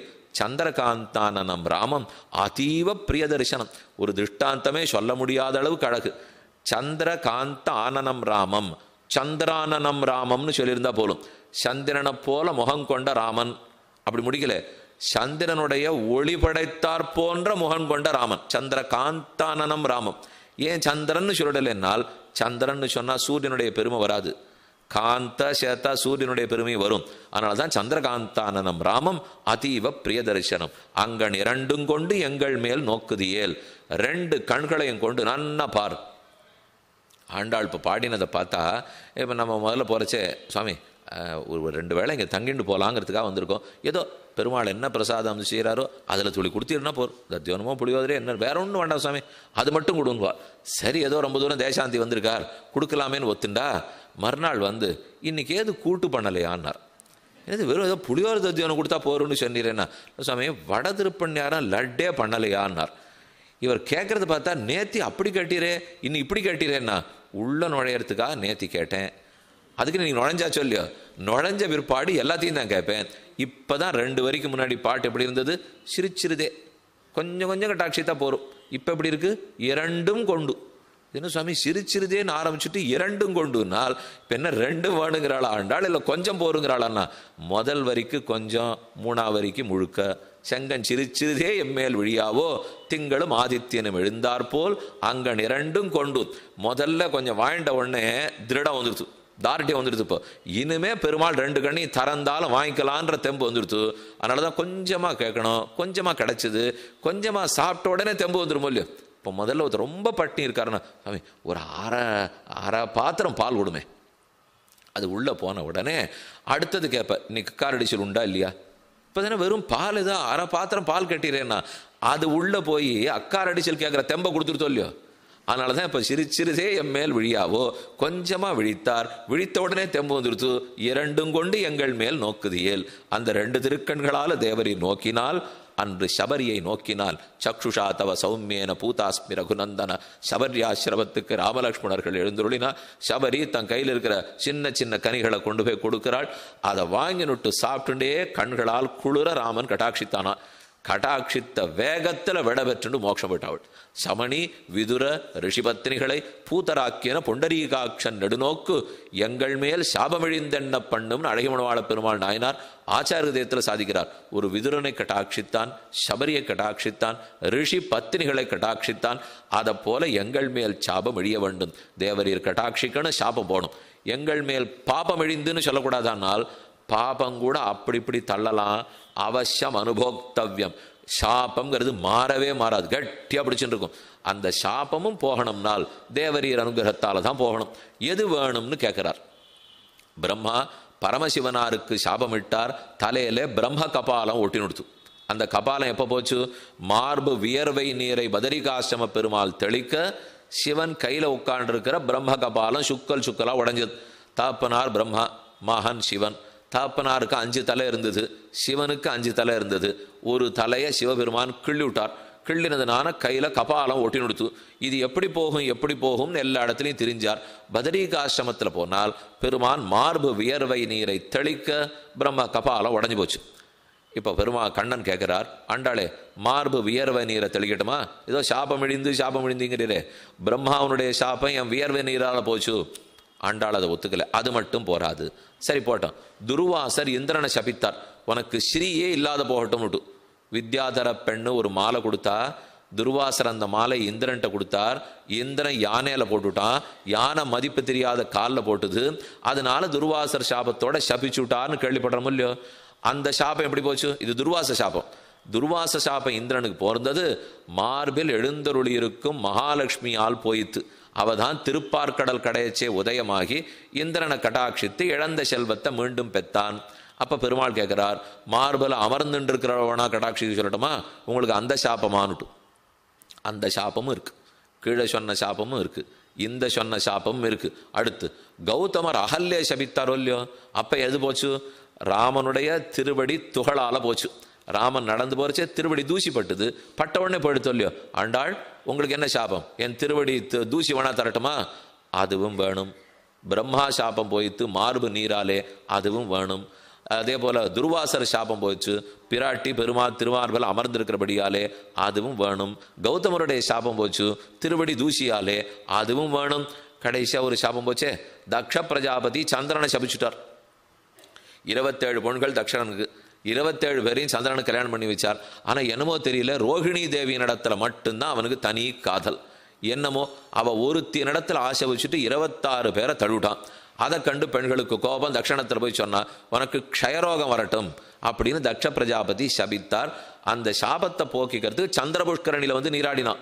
ஸ்ரீரங்கத்தில் சந்திர புஷ்கரணி, வைகுண்டயாசனி பெருமாள் வெளியில வராரு, வாசல்ல சந்திர புஷ்கரணி இருக்கோ இல்லையோ? அதை பற்றி தான் திருப்பாணாழ்வார் பாசுரத்தில் சாதிக்கிறார். சந்திர புஷ்கரணிலே சந்திரன் போய் சாபம் தீர்ந்த இடம். அப்போ சந்திர புஷ்கரணி வேணா நமக்கு தரட்டுமா என்று பெருமாள் கேட்குறார். அந்த சாபம் போகணும் இல்லையோ? தக்ஷ பிரஜாபதி சாபம் போக ஆண்டாள் கேட்டது, இவ எல்லாருக்கும் ஒரு சாபம் ஒன்னொன்ன கொடுத்தா படுத்து நாங்கள் எல்லா சாபத்தையும் சேர்த்து வச்சுட்டு இருக்கோம். இவாளாட்ட ஒரு சாபம் இல்லை, எங்களுக்கு பிரம்மானுடைய சாபம், தக்ஷனுடைய சாபம், கௌதமனுடைய சாபம், துர்வாசர சாபம் 4 இருக்கு. அப்போ உமக்கு என்ன வேணும்னால் இந்த மொத்தத்தையும் சேர்த்து கட்டாட்சம் வேணும். அது இருந்தால்தான் எங்கள் மேல் சாபம் தொலையும். சாபம் இழிந்து ஏலோர் எம்பாவாய். விஷஹாரி, ஒரு விஷத்தை போக்குறவன் பார்த்தாலே விஷப்பாம்பு கடி ஓடிப்படும் இல்லையோ? அதை போல இந்த விஷஹாரியான தேவரீர் கட்டாட்சிக்க எம் ஆபத்தெல்லாம் நீங்க வேண்டும். அங்கள் 2 கொண்டு எங்கள் மேல் நோக்குதியேல் எங்கள் மேல் சாபம் இழியும். எங்கள் சாபம் அப்போதுதான் தொலையும்னு கட்டாட்சத்தை பிரார்த்தித்த பாசன் கண்ணனும் மெதுவே திரும்பி ஆண்டாளை கட்டாட்சிக்க பார்க்க, படுத்த படுக்கையிலிருந்து கட்டாட்சம் கூடாது. தேவரீர் எழுந்திருந்து நடந்து வந்து கோப்புடைய சீரிய சிங்காதனத்திருக்க வேண்டும்ங்கிறதை நம்பெருமாளுடைய நடையழகையே திருவுள்ளத்தில் கொண்டு கண்ணனை நடந்து வர வேணும்னு பிரார்த்தித்தது நாளை தின பாசுரம். என்னங்கிறத நாளைக்கு விண்ணப்பிக்கிறேன். இப்போது கிருஷ்ண கடாட்சத்துக்கு பல்லாண்டு பாடி அமைகிறேன். 22வது பாசுர அனுசந்தானம். அங்கண்மா ஞாலத்தரசர் அபிமான பங்கமாய் வந்து நின் பள்ளிக்கட்டிற்கீழே சங்கமிருப்பார் போல் வந்து தலை பெய்தோம். கிங்கிணிவாய் செய்த தாமரை பூ போலே செங்கஞ்சிறுச்சிறுதே எம்மேல் விழியாவோ. திங்களும் ஆதித்தியனும் எழுந்தாற்போல் அங்கனிரண்டும் கொண்டெங்கள் மேல் நோக்குதியேல். எங்கள் மேல் சாபமிழிந்து ஏலோர் எம்பாவாய்.